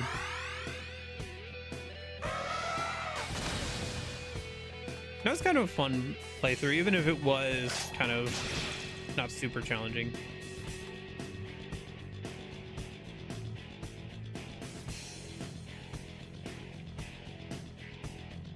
Several people asked Yusuke and Makoto's not a Julian and gave her a Judge of Hell and Yusuke a generic, and she went first, yeah.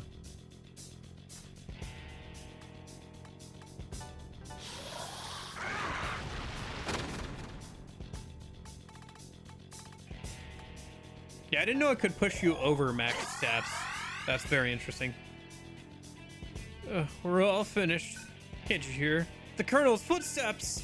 Oh shoot, it's this dude again.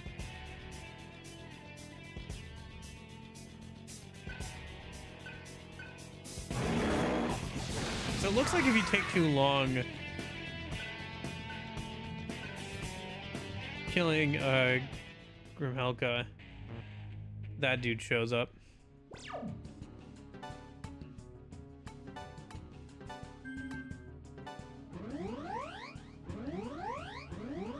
SMT5, especially SMT5 Vengeance, is very good. I do have the original version, but I've never played SMT5 vanilla.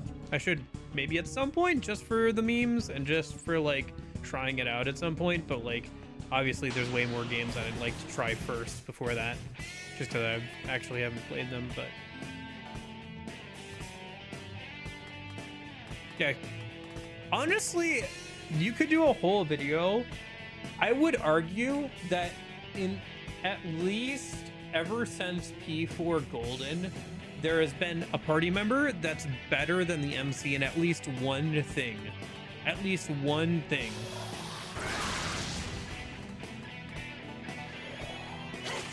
P4 Golden, Yukiko's fire damage is unrivaled. She can even outdamage the MC's fire damage output in that game. In P5, Makoto and like some of the other party members, and you know, P5R, Makoto can be pretty good.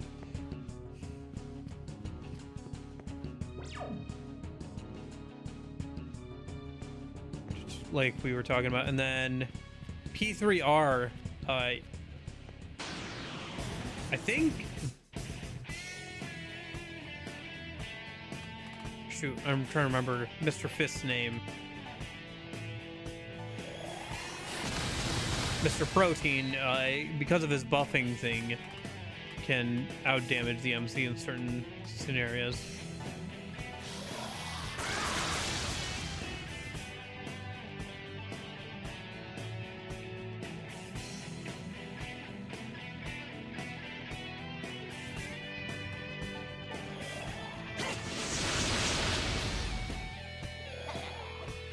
I don't know the exact boost Sabios is, but if it's more than 20%, control that. Sabios? Sorry. Not sure what you're talking about with Sabios.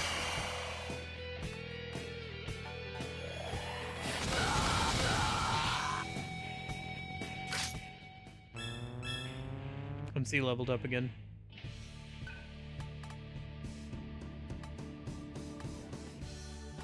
Let's make it a nice even 20 magic, shall we? Bring agility up to 32. Then maybe we should start putting some more points into vitality. I probably check every once a week or so if there's any news on a potential remaster of this game. I want it so much. Yeah. I think it would be, I hope, especially since, you know, the PS3 store is closing down, I think sometime next year, they said, right? It'd be nice if this and some of the other games started to get more ports at least, right? Some sort of like HD version, like SMT3 Nocturne HD. I mean, it'd be cool to get something like the Rideout remake, but I doubt they're gonna do that for this game. Her alarm boosted ultimate weapon. Oh, gotcha. I mean, Makoto is probably technically the main canonical love interest in P5R, if we're being honest. I'm the only person in the universe that thinks Mitsuru is a good ice magic DPS. Everyone says she sucks, but she's generally one of the strongest party members on P3 Reload. She's not bad. It's just that there are characters that do better than her, and physical builds in P3R are really, really good due to certain skills that you can get that boost crits and everything.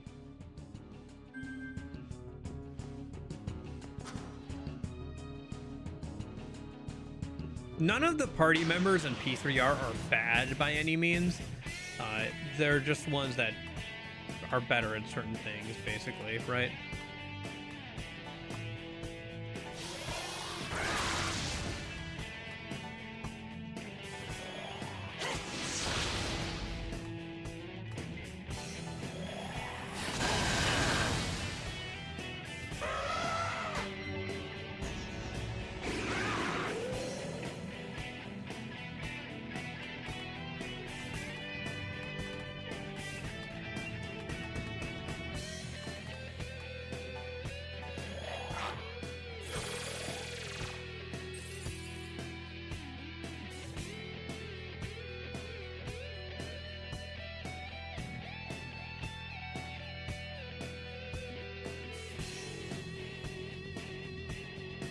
It's entirely a shift from magic to physical and makes some of them better by law, but I don't need to stop doing one thing gooder than you.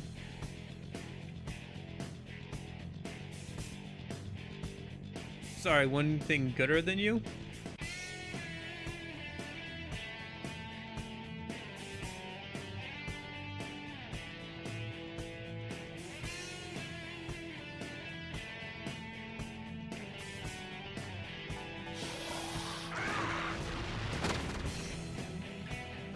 I'm probably going to play the sequel as well, Richard, at some point.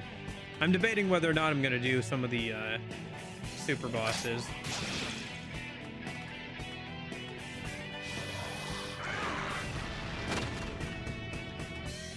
I've enjoyed the story so far, and honestly the gameplay is pretty fun. I don't mind the higher encounter rate. I have a high tolerance for that kind of thing. I'm sorry. I'll make this quick. Oh yeah, no, for sure, yeah. I get what you mean.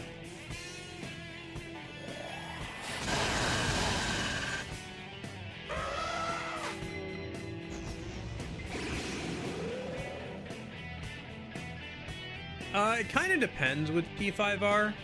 If you get towards the end game, there are certain cases where Sumeri is useful. Like, she is designed for that one phase of the Velvet Room attendant fight, right? The crit phase. You don't get a ton of time to mess around with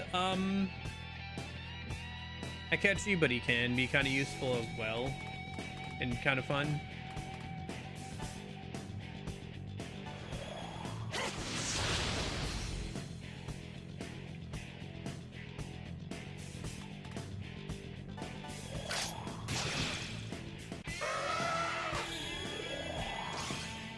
Yeah. But yeah, for P4 Golden and stuff, yeah, Yukiko, Chie, Kanji, I mean, I feel like Chie, because in P4 and P4 Golden, Chie is the only one who gets power charge. Like, Kanji doesn't get power charge, so he becomes like less useful than her just for that alone.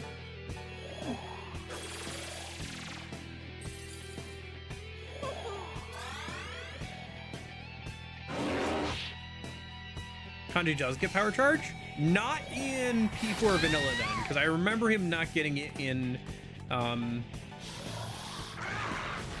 Vanilla when I was doing Pixie stuff.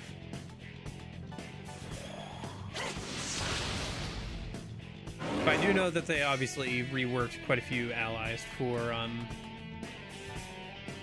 P4 Golden.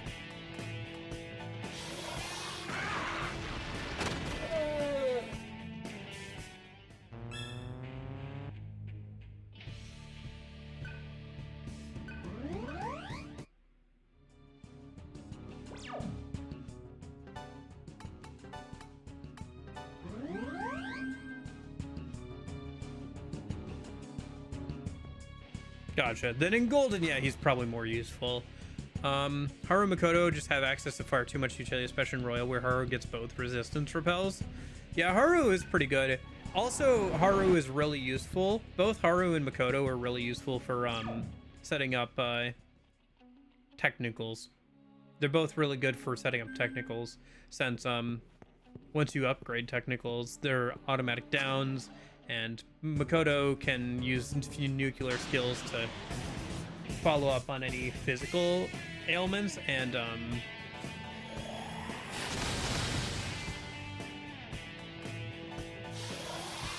Haru can do the same for any mental ailments.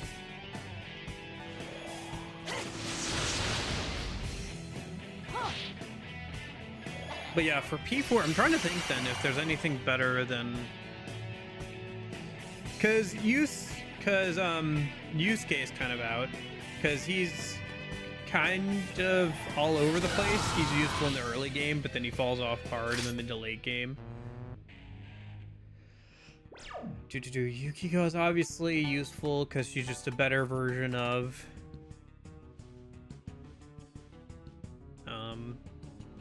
main win girl from P3.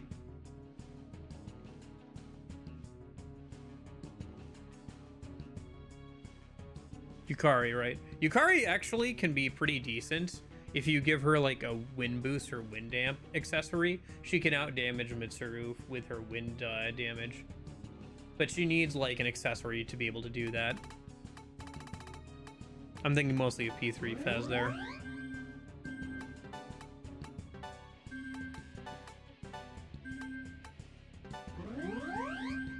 And then for P4, okay, who else?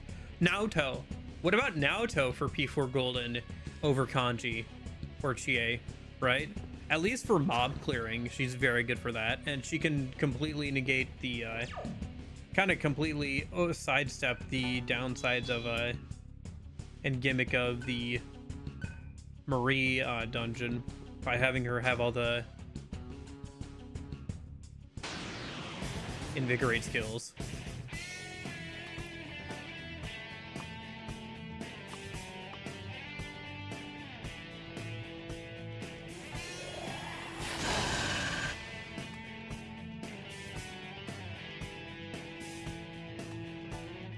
I swear, for some reason, Kanji's social link always gives me. Naoto's got almighty AoEs, which is helpful as long as you got SP restoratives. Well, she gets like the invigorate skills, so she kind of solves that problem for herself in P4 Golden. And they stack, so you can hold on to one or two of them, right? Yep. She's the best party member, hands down, in Persona Q, by the way. If you ever play Persona Q, just use Naoto the whole game. She because of the way the game is coded, insta-kill is considered a ailment skill by the game, and you can get ailment boosting passives on her sub-persona and stuff, and it brings all of her like insta-kill skills up to like 60 to 90%, depending on what tier of insta-kill skill it is, right, with the light and dark stuff. And you don't get like enemies that will resist or null it until like the very late game. And by then you have like other options for taking them out. So you'll just have like, she can wipe 80 to 90% of all of the random fights in that entire game just by herself.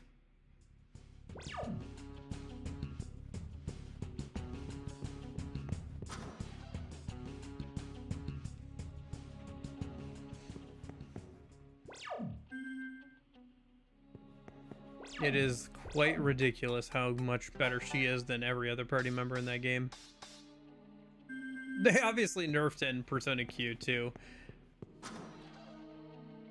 She's still decent, but she's nowhere near as good as she is in Persona Q1.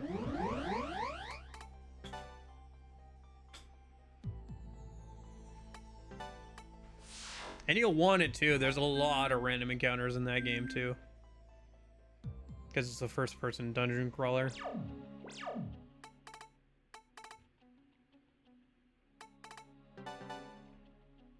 Okay. So we have to go back into that first one I went into. See if I can figure out where in the world I'm supposed to be going. Where in the world is Carmen Sandiego? Yeah, the red one. Should be one more mini-boss, and then we can... Seems like we can probably find the last, like, main boss. So, okay. Have we not gone into those doors? What's your favorite levels in each Persona? Like, favorite dungeons, you mean? Oh, I really love level 13. Level 13 is my favorite. I just like the way it's a 1 and a 3, and it comes right after 12. My favorite level of Tartarus is level 236. Listen, I love Tartarus, but even I'm not that autistic. I don't have a favorite level of Tartarus.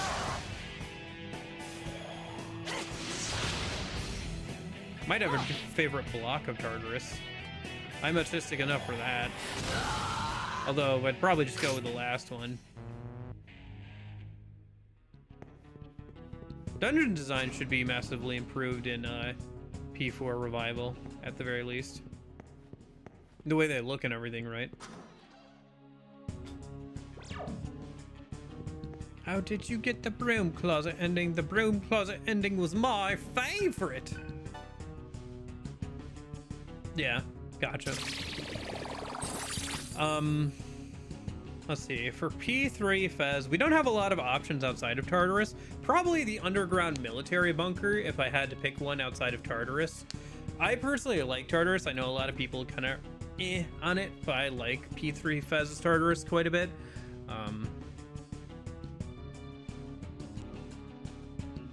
And then, but I do like the underground bunker, military bunker, just kind of weird and interesting. Because like an actual like World War II military bunker that's just in the game.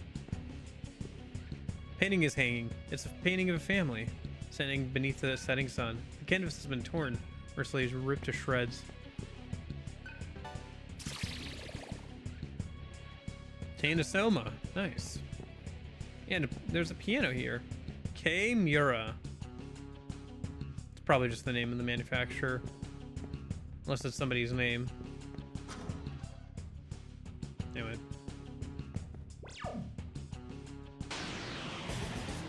I'm sorry. And then for P4 Golden and stuff, obviously you got to give it to Heaven personally. Just the music and everything. Although Magatsu Inaba probably has the better like visual design, to be fair. The final dungeon in the game is also pretty up there, but I prefer Magatsu Inaba visually over it. I'm really looking forward to the dungeons look, how the dungeons look in P4 are at the very least. And then for P5,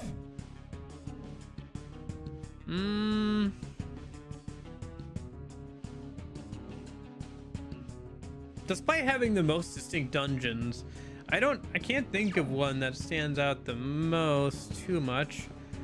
But they inarguably have the most distinct dungeons, right? Oh wait, didn't I already do this one? I think I might have to go to the green one actually. Yeah, it was the green one that I did first. I already did this one. I guess the cruise ship one is up there for me. It's kind of interesting because you have all the interactions with the shadow versions of people in that one.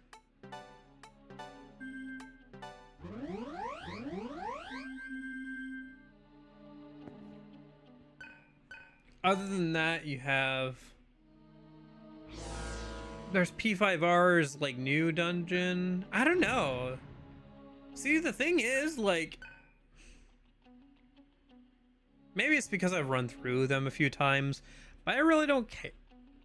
I feel like the Persona 5 dungeons feel very clunky. I guess there's Futaba's dungeon. Futaba's dungeon is kind of fun. I don't know. They feel a little under-designed.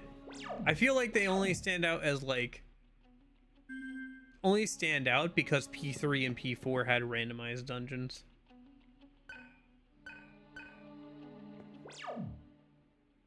That's how I feel about that personally, but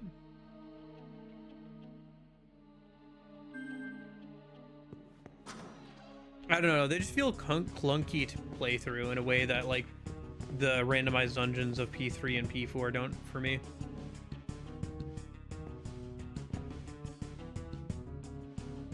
Oh yeah, Secret Base is pretty good. Honestly, a lot of the dungeon designs in P4 are pretty good.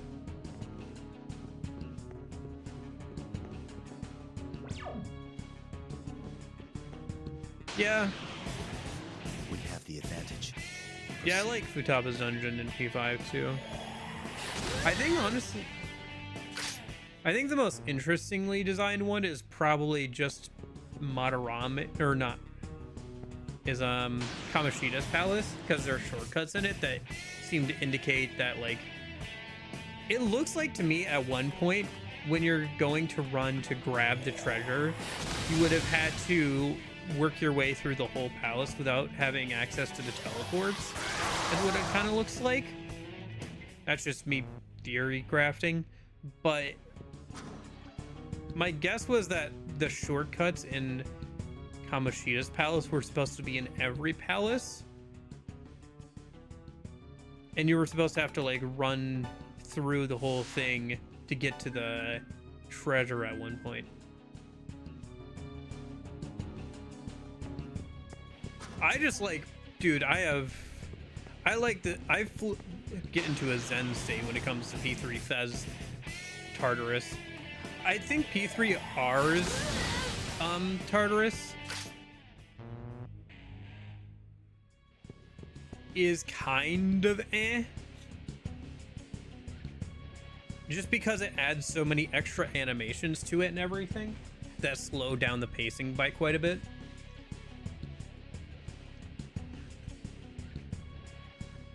Having to run all the way back only to get caught off and forced into the boss fight would have made it more engaging, because all you do with the palace is just memorize the layouts and where the will seeds are. Yeah. The other thing too about like having that as the as like having to run through with the treasure to get to the treasure or something is Last Surprise. Like the instrumental version of it plays through that whole section. Like if you're ever doing the like last section and for some reason you don't just teleport straight to almost where the treasure is, if you get into a fight, the music continues through the fight. So you would have had like a last shortened run through where you get to like use all the shortcuts that you found or like set up or unlocked throughout like running through the dungeon, while Last Surprise is playing in the background through all the fights and everything. As is, you barely hear it too much. There's like one section in Okumura's palace where I can think of that you hear it pretty often when you're doing a playthrough, but that's about it.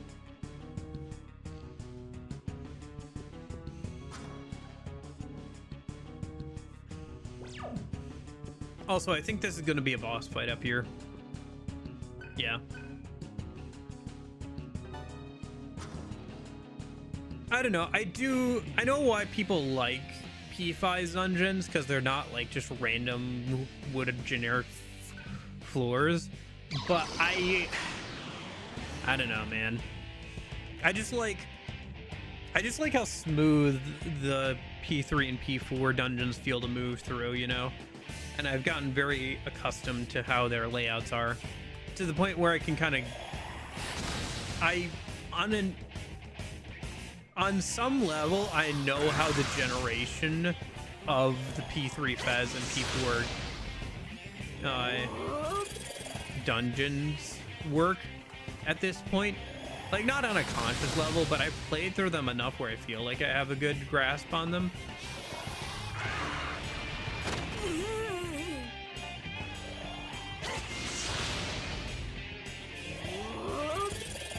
Yeah.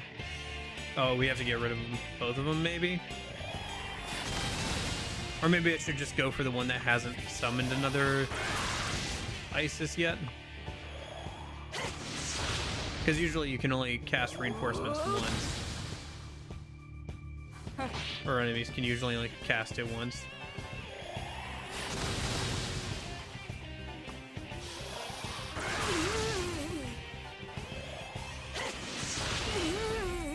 Yeah, there we go. I guess we could have farmed him for more XP, but whatever. MC's almost ready to level up again. Okay, if we head back to the main hall now, yeah, there should be a new crystal that we can use to get to the boss. A white object appeared in the pillar in the center, yeah, okay.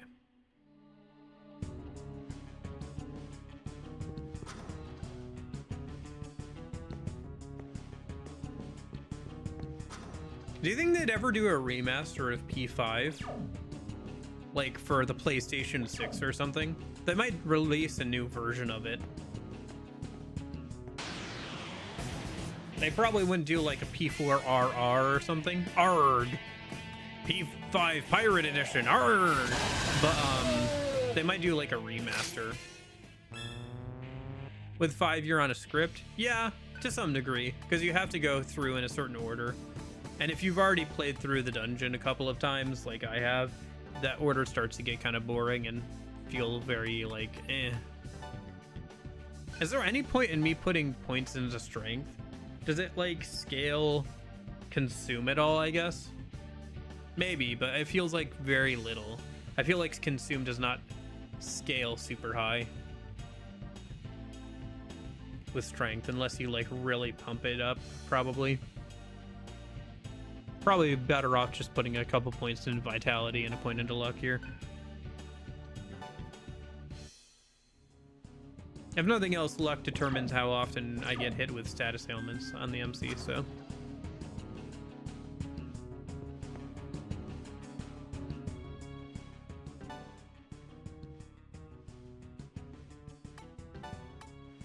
Yeah.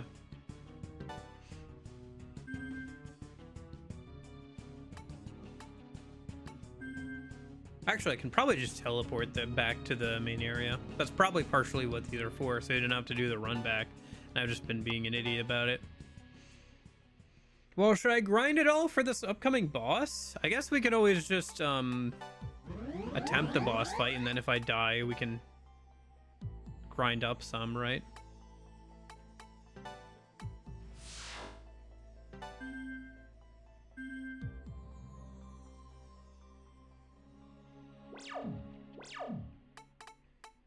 All right.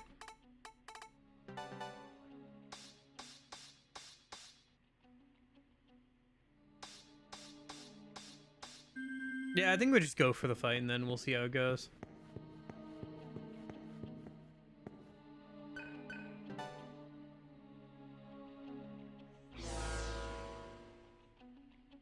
White rings appear about... Yeah, okay. The structure of the building seems to have changed. North side of the mansion, okay.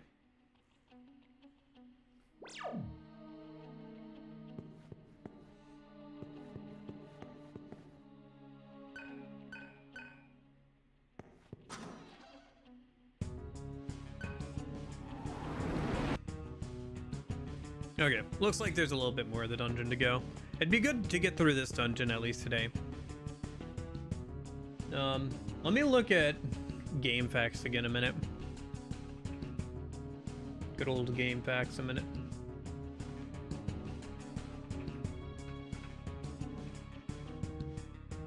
GTS 1 guide. I just want to see how close we are to the end of the game here. I guess we'll finish it tomorrow, but I just want to double check. I mean, if we don't finish it tomorrow, I'm not sure what to do, to be honest, because I'm not going to be able to stream next weekend. At the very least, I'd like to finish the main game before I have to take, like, a weekend break or whatever, right?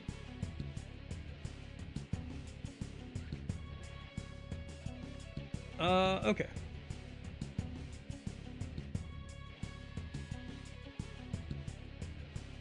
Yeah, I think this is the second to last major dungeon of the game, according to the old game facts guide. So we could probably finish out the main story tomorrow. Yeah.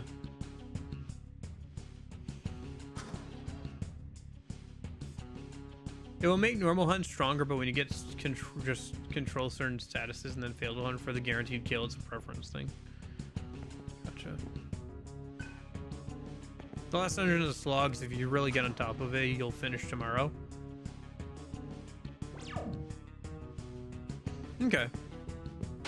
We'll see. I could always go a bit long tomorrow to finish out the game, as long as it doesn't go too long, because I do have to work on Monday. But, yeah.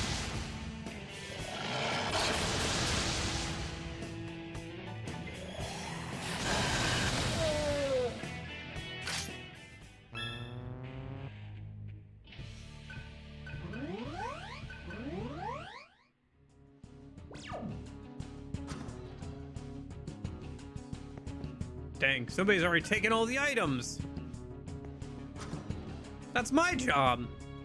Who stole all my items before I got here? Oh, I wonder if it's like a thing where if you didn't take the items before, you can take them now.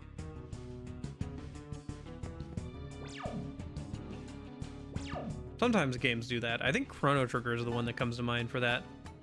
Where depending on what time period you take the chests in, they can have better or worse stuff.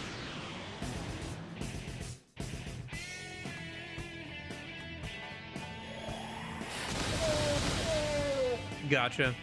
Because enemies will attack into you, you'll null them, and they'll be like, oh, fuck.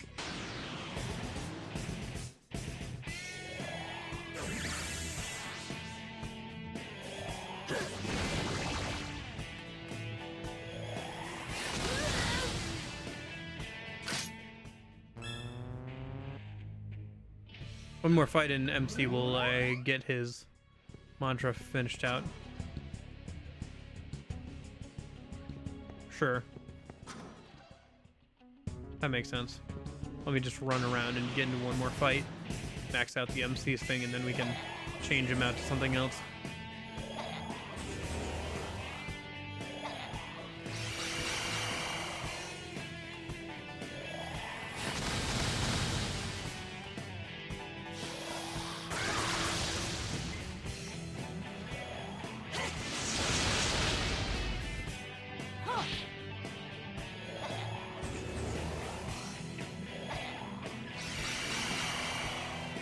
MC got charmed.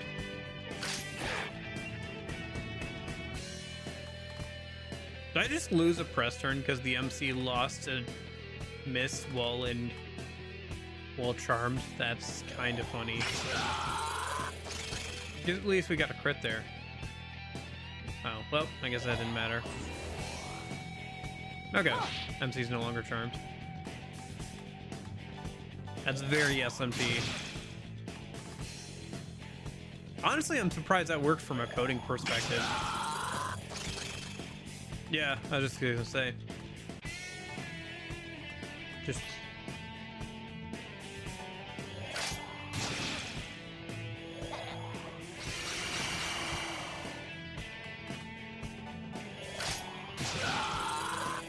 nice. That should ensure the MC gets his yep, there's the master. Bufudine and Ice Amp. I'll change out Bufula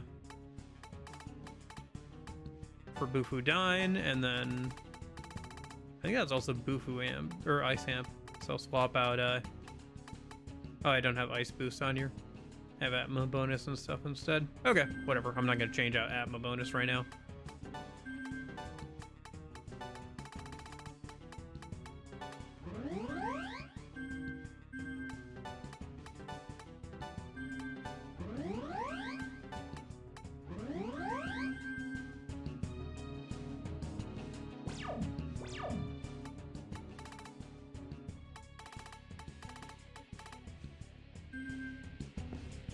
Turn back around and grab another mantra for the MC. Should I go and sell? Do I have some items I can sell for money a minute? I have one. I'm not gonna worry about that right now. We're doing okay on Maka. I'll go and sell it when I have more to sell. Did I hit over 1 million Maka? I did! Wow, look at that. I'm million Maka millionaire.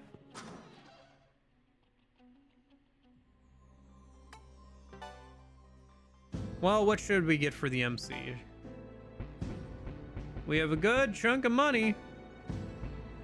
Kind of get him anything. I am a little curious what this node is. Are there... We're starting to get to the end game here. Are there any nodes that you guys think I'm missing that I should be really going for here?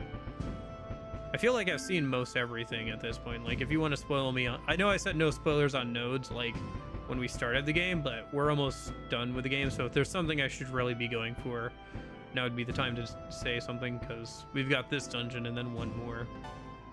I could go for Mabufudine. Get the last bit of ice skills there on him for coverage. But Bufudine's probably fine, and he doesn't need ice resist. He's already got Godly Beast, so we're good there on Atma stuff. He's never going to need growth skills because he's never going to be out of the party. We could grab the MP recovery skills. I'm not sure what the last note of that is. That could be good. We could grab some healing skills for just utility purposes. It's more that unlocking them is going to take a grind. That's not worth it, so it's entirely whatever. Okay. Is whatever's behind the last note of, like, MP recovery skills any good? Like an upgraded MP drain or anything like that? I guess I could grab the Almighty skills for Mind Charge. That wouldn't be bad for, like, boss fights and stuff. It'd be kind of pricey, but we'd still have plenty of money. And it would give him Almighty skills. And Magic Repel. Could be useful for boss fights there, too.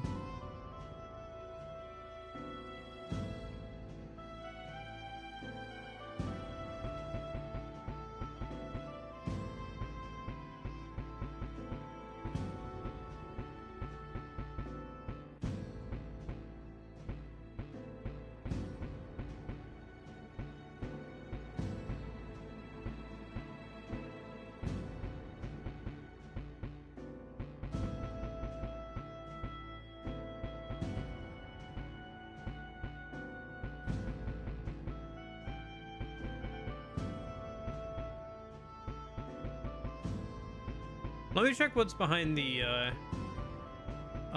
MP stuff.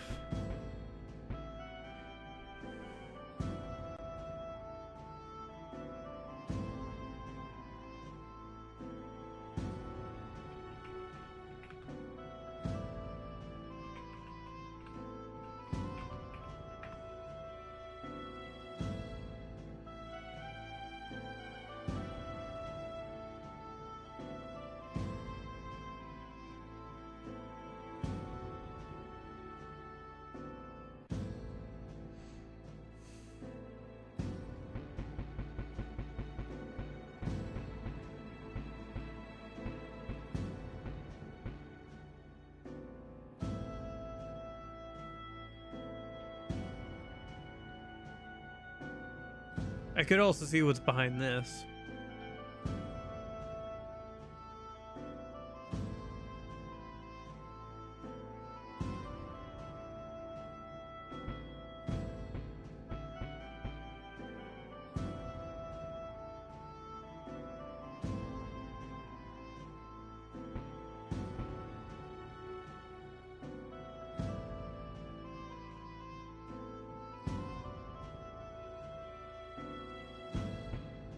This it gives us, if I went down this line, it would take a minute, but it would give us Wikipedia, which is the one you were talking about, which is kind of funny, which gives us last meal, bloodbath, and devour mana. Okay. So physical skills and some more Atma devour skills. Probably last meal is like hit all with heavy physical damage and also devour, if I had to guess. So I mean, it would be good for grinding purposes, but we're not really gonna worry about that right now. That'd be like late game grinding stuff. And then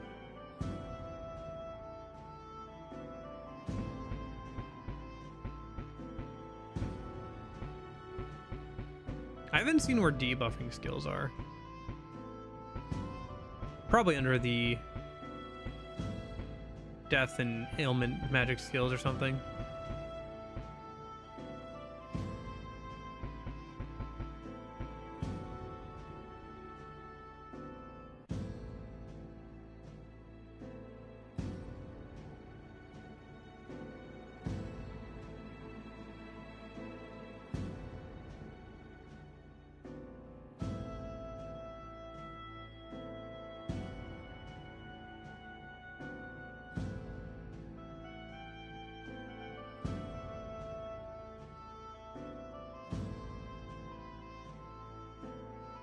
Oh, okay. So we have Ancient God, which is HPMP, Redrain skills.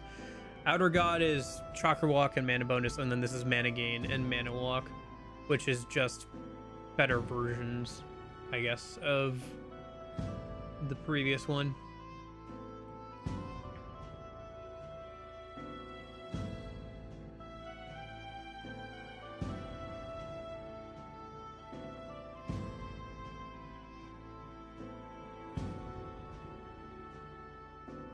Oh, I see. And then there's also the special ones, which are like Null Ailment, Null Sleep, Null Repel Element, Repel Fizz Absorb, which some of those require beating some of the super boss or the extra bosses. Okay. Gotcha. Devour Mana should be a nifty chunk of your MP on a successful hunt skill hit. I only use it in DDS2, which is massively different than DDS1. Gotcha. I think grabbing the Almighty skills at this point in time is probably a good idea.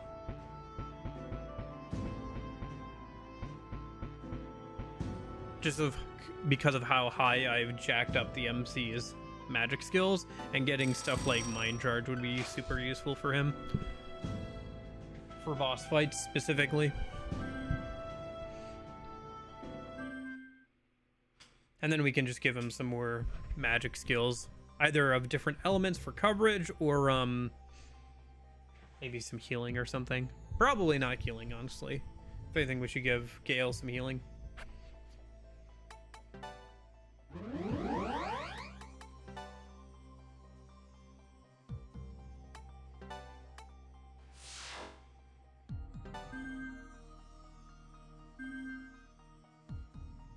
Would save a lot of time. What, the Almighty skills?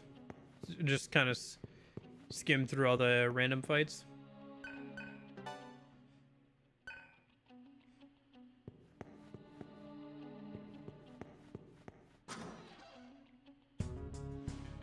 Gotcha. Yeah, I don't know. I could check a minute.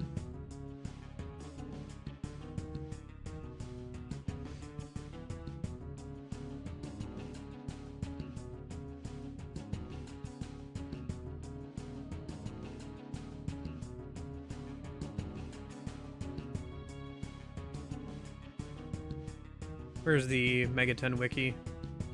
I hope they have DDS1 stuff. I haven't actually checked yet.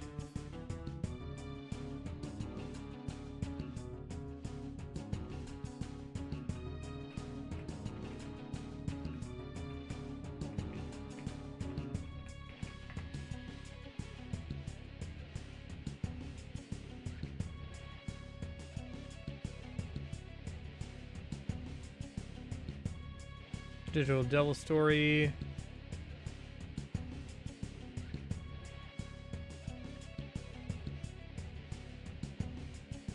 No, I need Digital Devil Saga.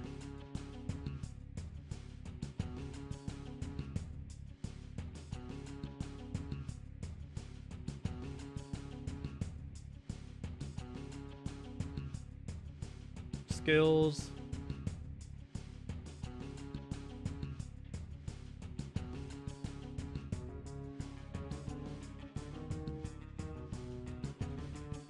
Let's see. Last word. Last word is 150 base damage, almighty, one enemy, 99% hit rate. Let's see. How much is like Agidine, right? Let's compare it. So 150 versus 100, which, so okay. So if you have the amp skill, Agidine is going to do just as much damage as last word, and you can also buff that even farther with boost and amp stacking, but you need to use 1 to 2 skills to get within the same range, and the last word is almighty, so it's going to hit everything. So there is that. Yeah.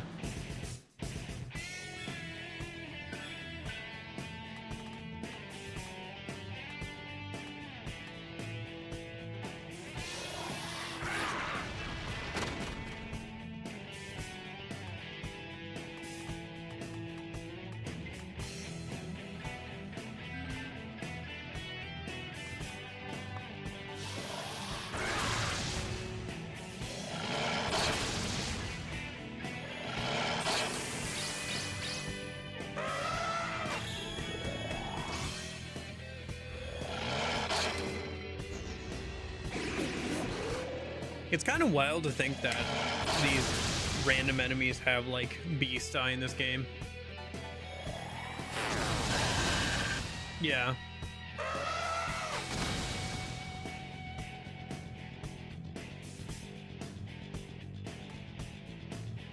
Yeah, you'd have to run more skills.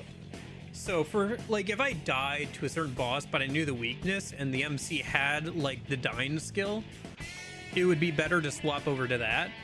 But outside of that, it would probably be best just to run last word. Gonna need to buy some more revival items at some point here too. I think once the MC gets done with the almighty skills, we'll just have him like kind of go down the list and learn all the single target dying skills.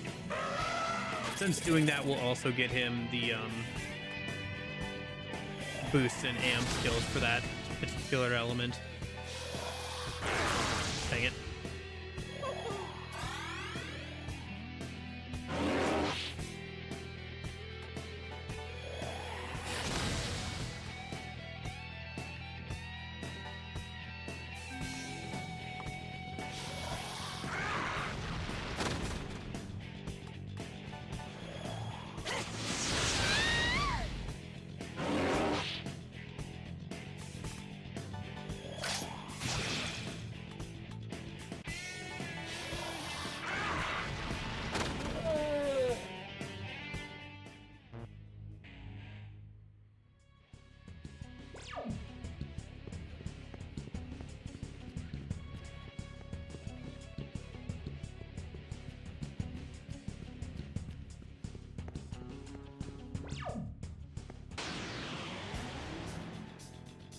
Ah, shoot.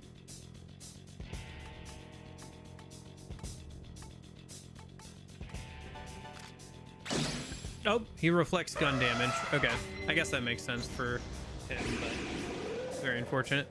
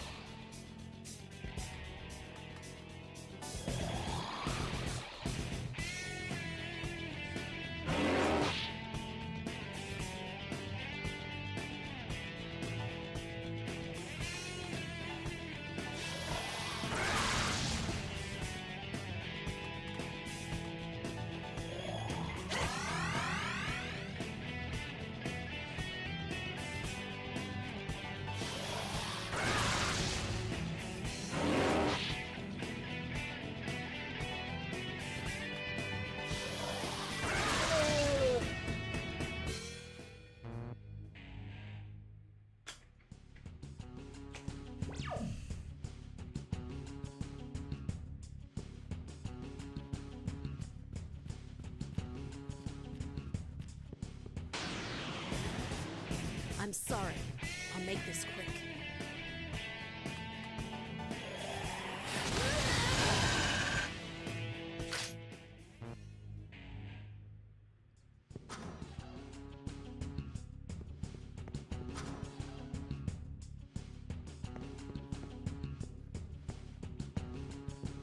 Oh, is this it here? Or... I think we're going the right way at least.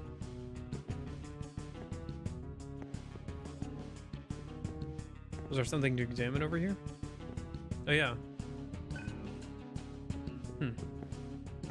I think these are rooms that we've gone through before. I think if we hadn't grabbed the items from them the first time around, they might be here now. Not sure. Because there seem to be a lot of empty chests here.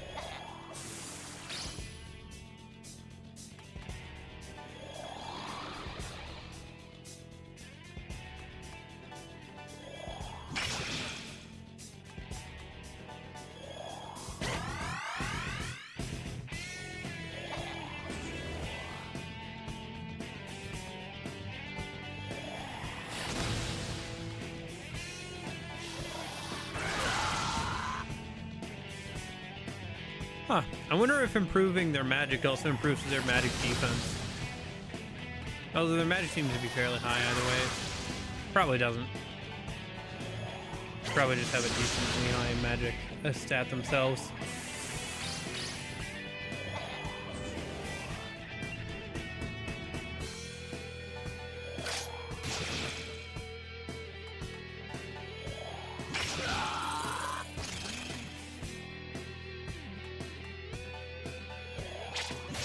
Yeah, from Makaja. Because the magic stat also increases your magic defense, right? And I was wondering if this buffing skill that increases their magic stat, magic damage and stuff also increases their magic defense by the same token. Like by just buffing their magic stat.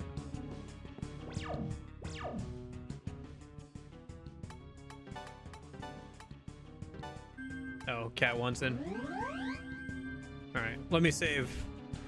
I'll go let the cat in a sec. While it's thinking. One sec.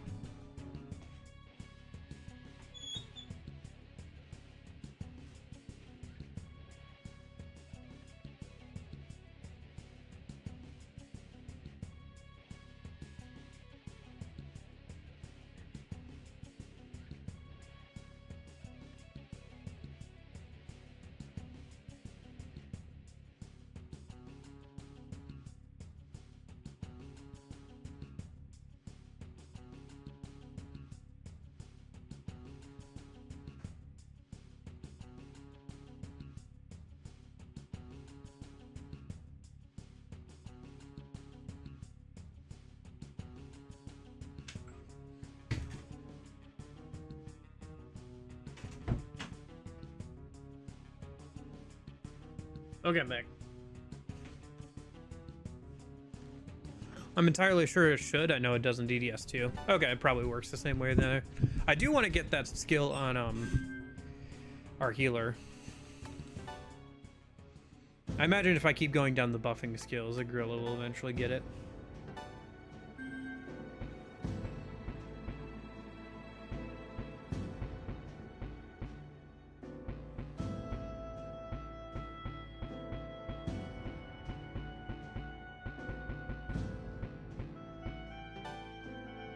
Yeah, there's Makajamon and Makaja.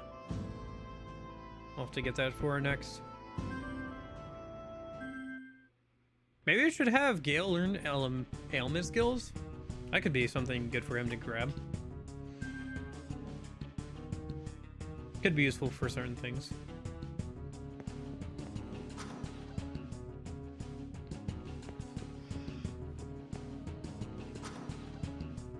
Boss is probably close by.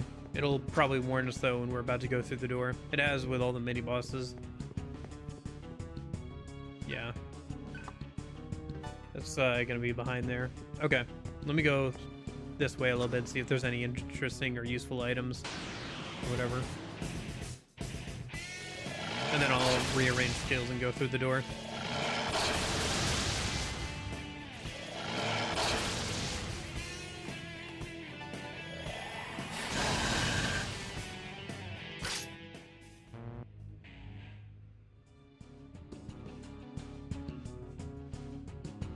Oh, hello.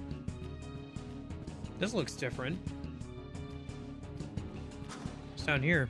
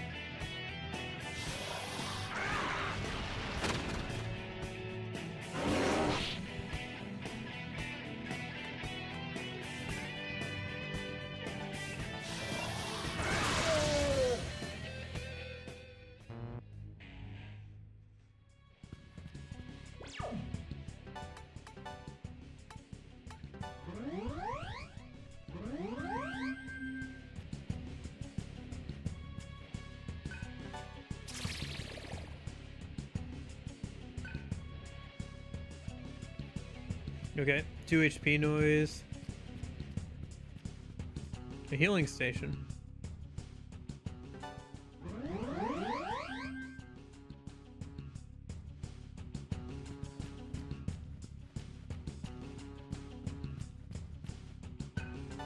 Probably another thing I can sell for money. Yep.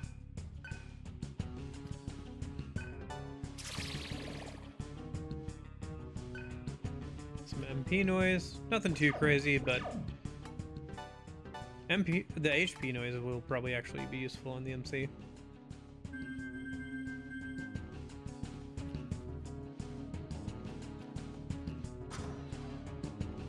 I'm just far too encroached in the feeling of an all but finished GDS2 endgame grind party to remember much other than insert bonus spell you get from dialogue options and fatal hunts connecting.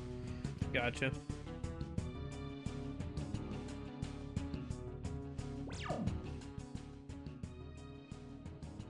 Yeah, I think I missed out on like one of the bonus skills from dialogue options because I said we should betray those people like way early on.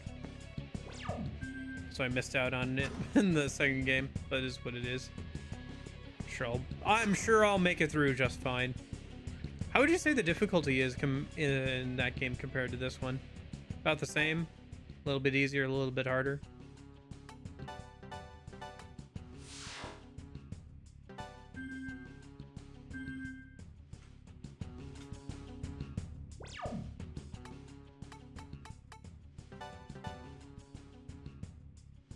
Yeah, I guess the other thing I could do is I could jack up the MC's vitality stat a bunch. Now that his magic is pretty much good for the rest of the game.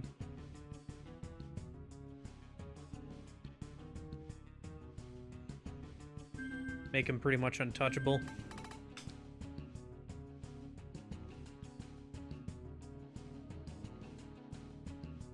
Not a bad idea, honestly.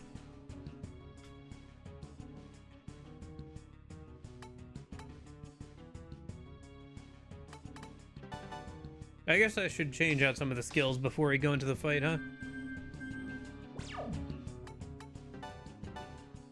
Because we're not going to need stuff like the AP boost for that.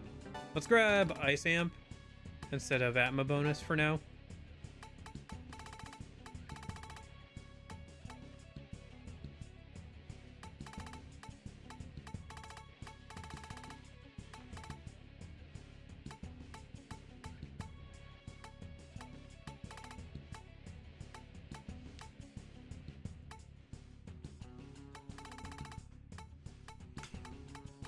And then I'm gonna just try this Flame Breath over Consume.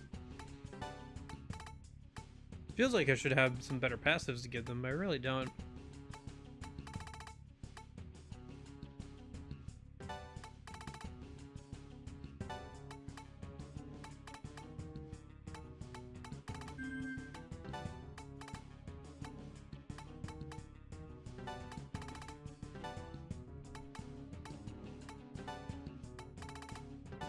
Oh man, I've been running around with Zandai and I could have been on a grill this whole time.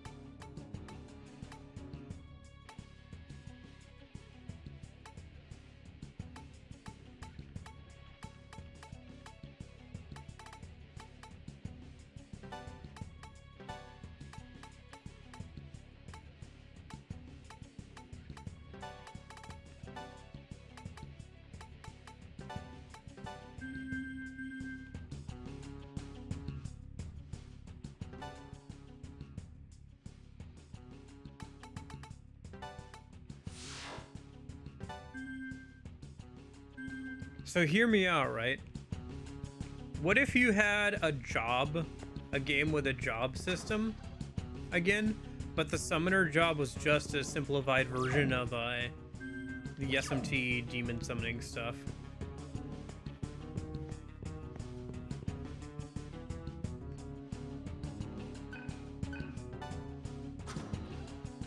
And that's what made the MC unique, was he could access the like demon summoning system. But it was kind of like a Persona type thing, right? Because it would only be him summoning them to like use the skills.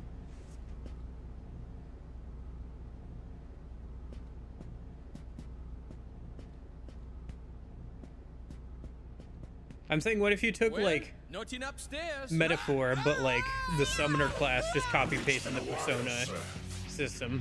Yes, that's the face. The one I couldn't forget even if I wanted to. Sir!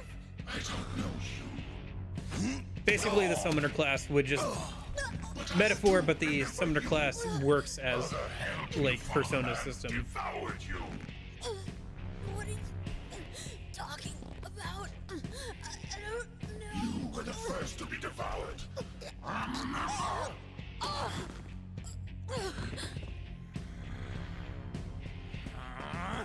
And you, I feel sorry for you. How many times must you die for this woman? What? Do not underestimate my power.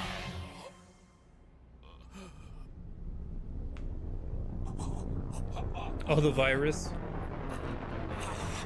You look hungry. There's plenty to eat here. Devour as much as you like. Tribes, comrades, I'm sick of all that bullshit. I'll make you recall the sins you have forgotten. Stop it! I won't allow that. How dare you? How dare you try to do this to them? I won't let you hurt my friends! Huh. You won't allow it? As if you have any right. To hell with you all! I've had enough of this godforsaken dump! I'll kill your precious leader and finally get out of this hellhole!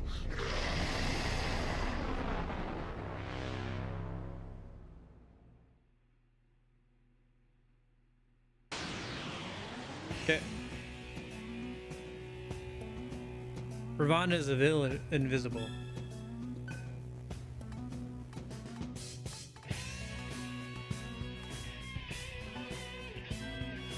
Eeny, meeny, miny, mo.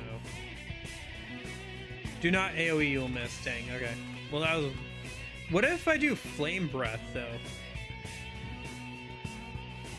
Does Flame Breath count as AoE? Because it's individual, but it's random. So it could hit multiple spots, but it's still not AoE, technically.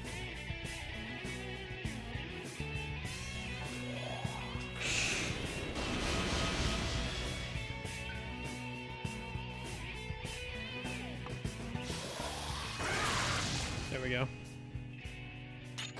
Can't tell if Fire Breath worked or not, because he wasn't in a spot where Fire Breath hit, but... Oh, I see, you moved again. Okay.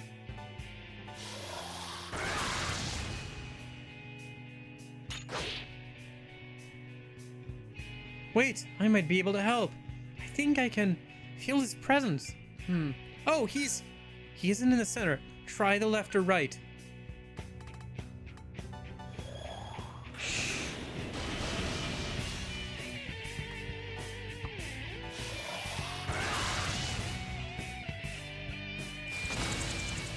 Are we only getting two press turns? He's on the right somewhere. Or is it because I'm missing, maybe? Probably because I'm missing. Yeah. So I'm only getting, like, 2 hits.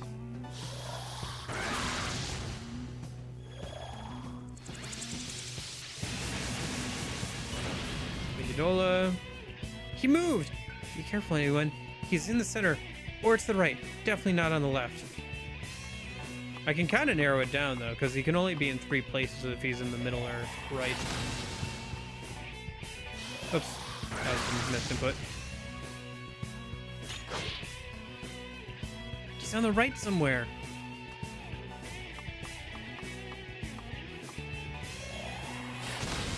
Got him.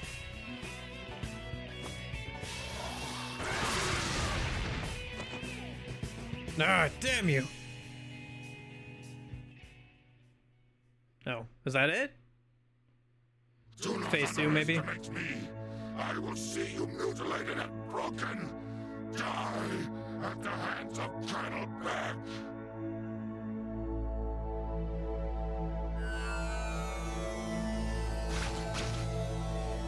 Yeah, phase 2. Huh, interesting. That's a cool transformation sequence, I guess.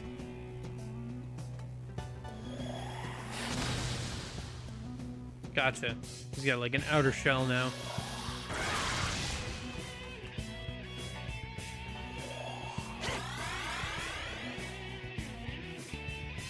Devour each other and spill your filthy guts everywhere. And I missed everybody. I guess we'll find out what it does later. Oh shoot. That's her weakness. Shoot, and I didn't think I would need to cover a weakness. Oh well. Well, if I die, we'll pull back and I can reassess. Maybe get her a resist skill or something.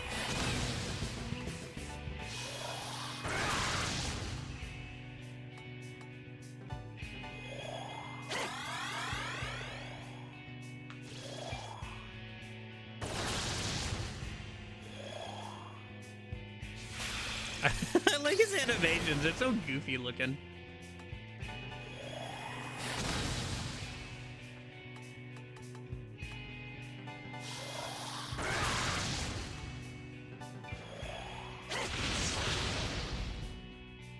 You bastards! You won't know the horror of being eaten alive. Die tasting the terrible fear I've endured.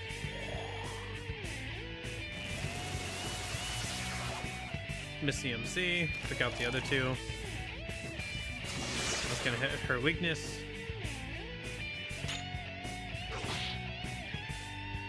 Everyone, don't give in!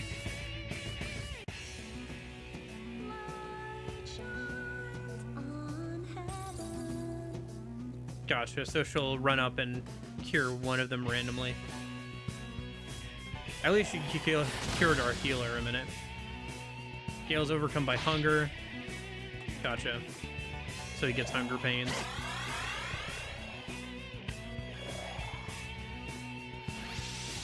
Poison, but also skips turn.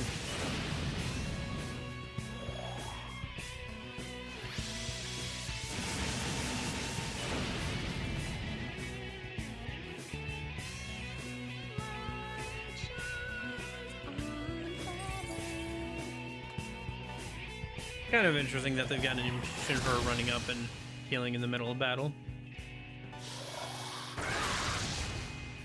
Can imagine it'd get pretty annoying though after a while.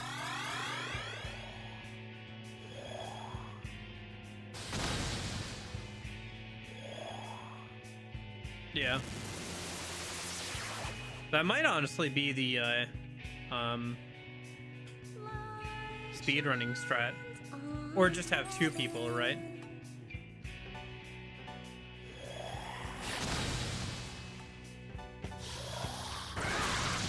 I mean, even there, he only got one of us, so it didn't matter.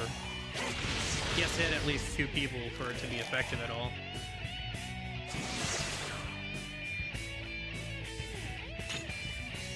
Dude, the basic attack animation is so goofy looking.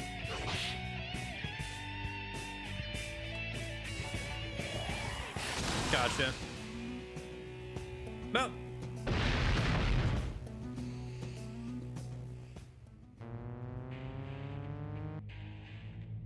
Got a good amount of XP there.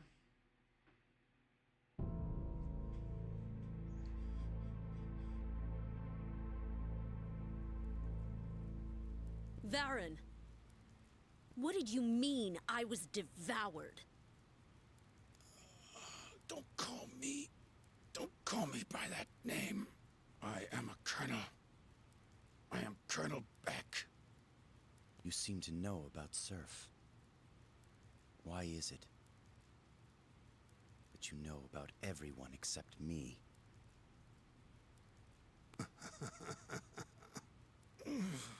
You're all fools. You, and you, and you too.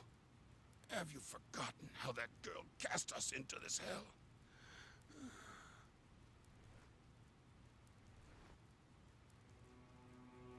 Let me remind you then.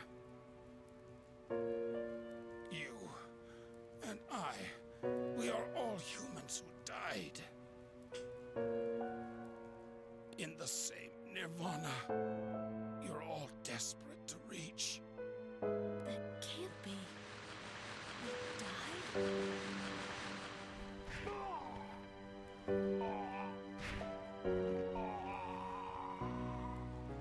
That girl will destroy the world. She is truly the devil.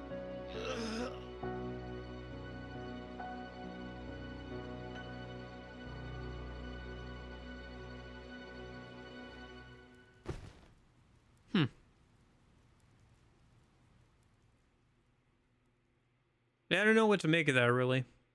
I don't know if we're going to get a double look-alike situation, good side, evil side, with the voice that we heard at the start of the game.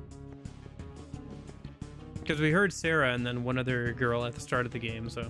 Sarah! Where's Sarah? Sarah's missing. We gotta find her, sir.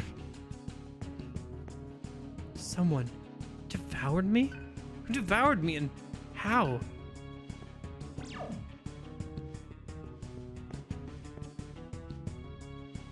Hey, bro, do you think that did we really die once?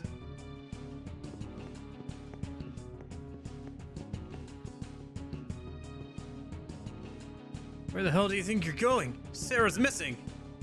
Oh, I see. I thought she was outside or something. My bad, bro. Wait, sir. I'm worried about what Vera and Beck said. Find Sarah. Okay, so that's not the way. Beck? What does that mean? How much does he know?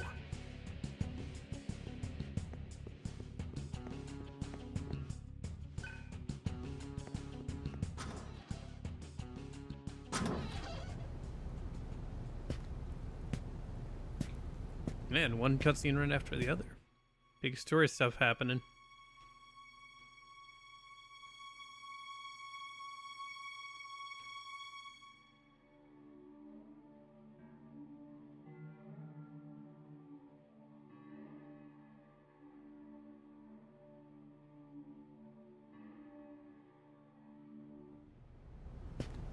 A flashback? A memory?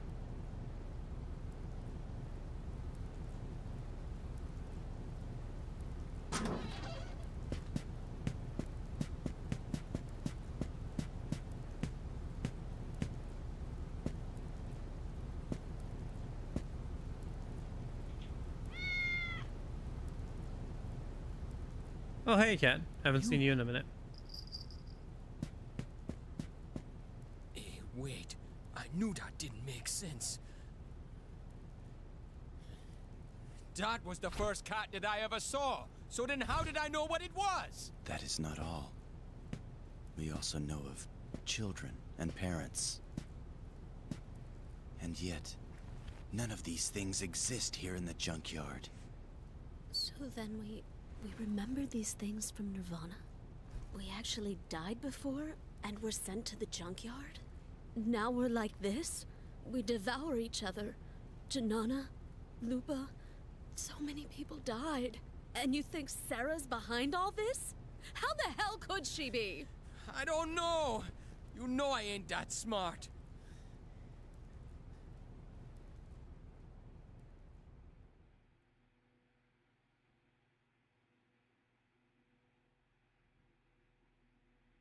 I feel like this choice kind of matters.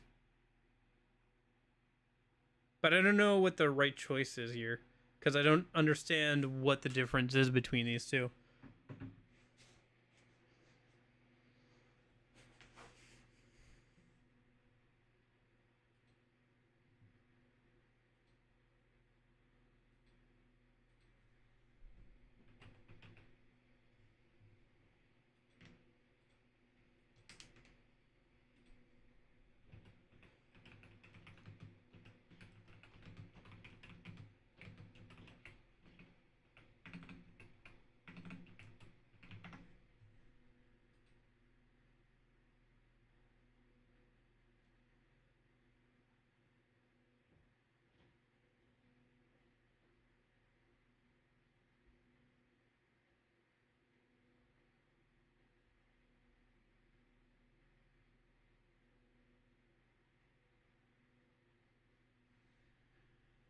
I think, yeah, it has to be, it doesn't matter.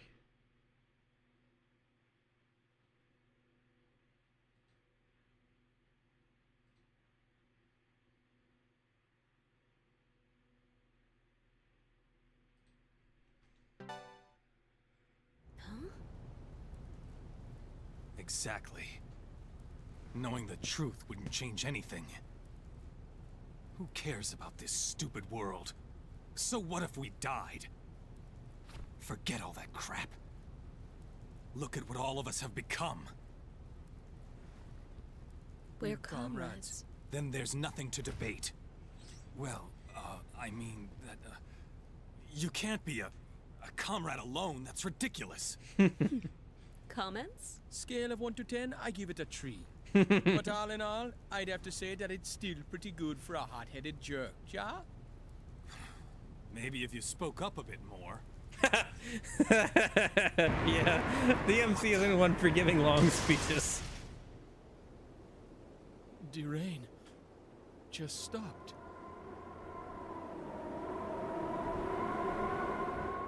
The war is over, and the gates of Nirvana have opened.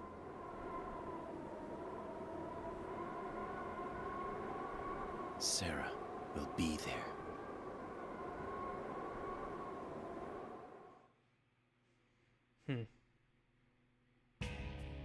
Only one way to find out. We never did get that chest that's up above. I wonder, I'm kind of curious now how I get that chest. Maybe if I go back in a minute.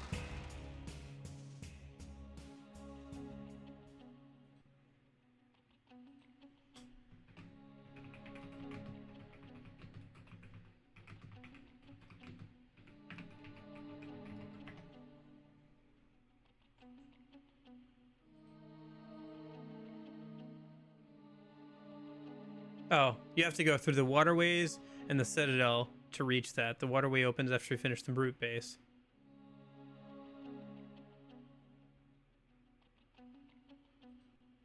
Okay, not gonna worry about it right now then. Can go back around for it eventually if I need to. Okay.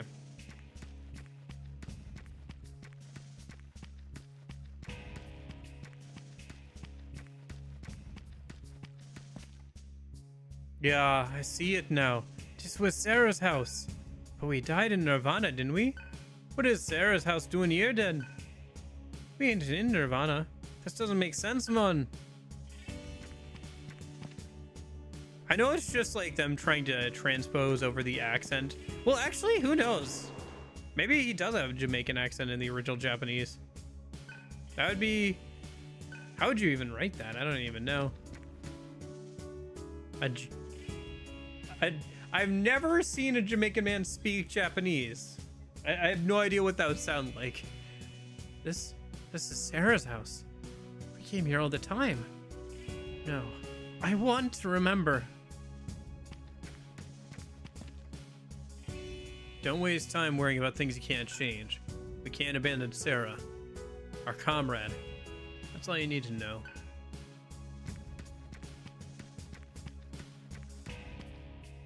Some of Varen's loyalists are finally starting to surrender. Can't really understand them, though. We were only following the Colonel's orders. Please take us with you. I want to see my wife and daughter. You'll treat the prisoners of war humanely, right? I've seen enough death.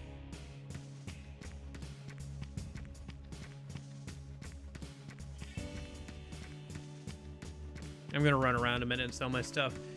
And then I gotta find a save point so we can wrap up for today. But I'm pretty happy that we were able to get through that whole dungeon.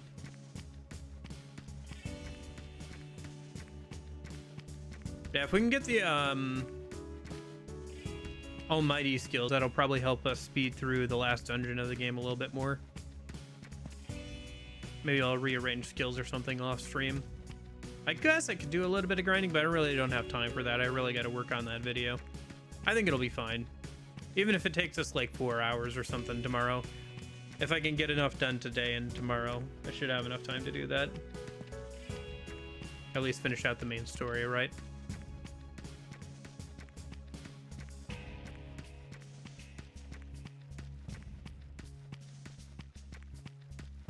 Yeah, I guess I'll maybe also take a look at like what games to play next and put them on a poll for tomorrow or later the week. I don't know. I got so much stuff I gotta do. It's like hard. It's a little overwhelming at times. Maybe I'll just make a list and see what I can get done today, right?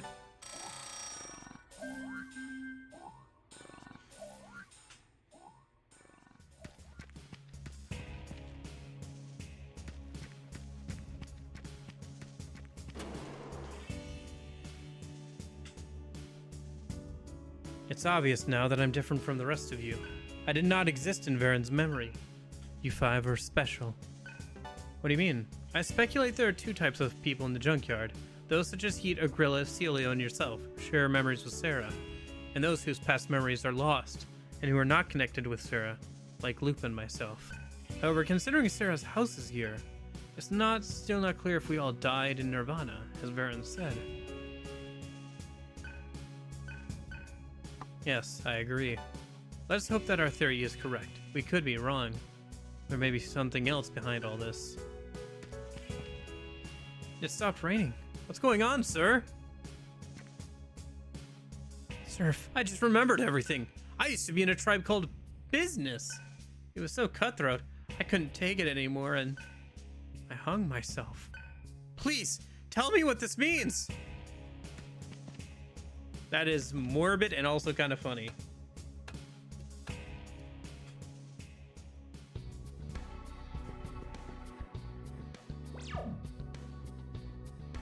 Oh. Do I have to go through all the way back through the tunnels to like get out of here and head back over to where Nirvana is? Or is there a faster way out? I guess we could maybe just teleport? Whatever, I gotta save here one way or another.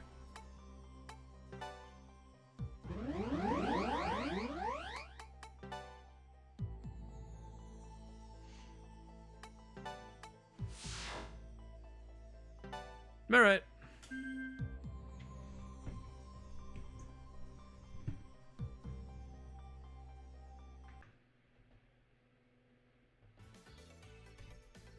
Okay. Well, another successful stream with no deaths. How about that? No deaths so far. Well, I mean, no deaths today. 3 deaths so far, which is not bad at all. Not bad at all. And most of that, just random SMT nonsense. I think it was one boss fight I died to, and that was it. But yeah. I mean, some of that is just it's really easy to run away in this game, which I'm not opposed to. It's been pretty nice, honestly.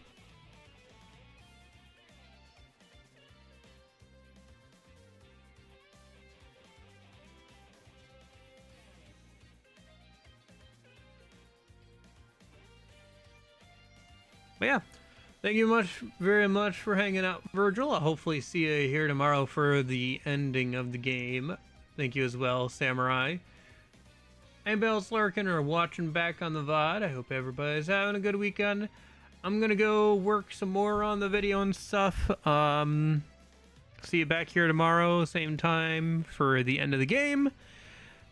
Might go a little bit longer tomorrow, just try and finish out the game. We'll see how things go. But yeah. Thank you so much for hanging out. Hopefully see you tomorrow.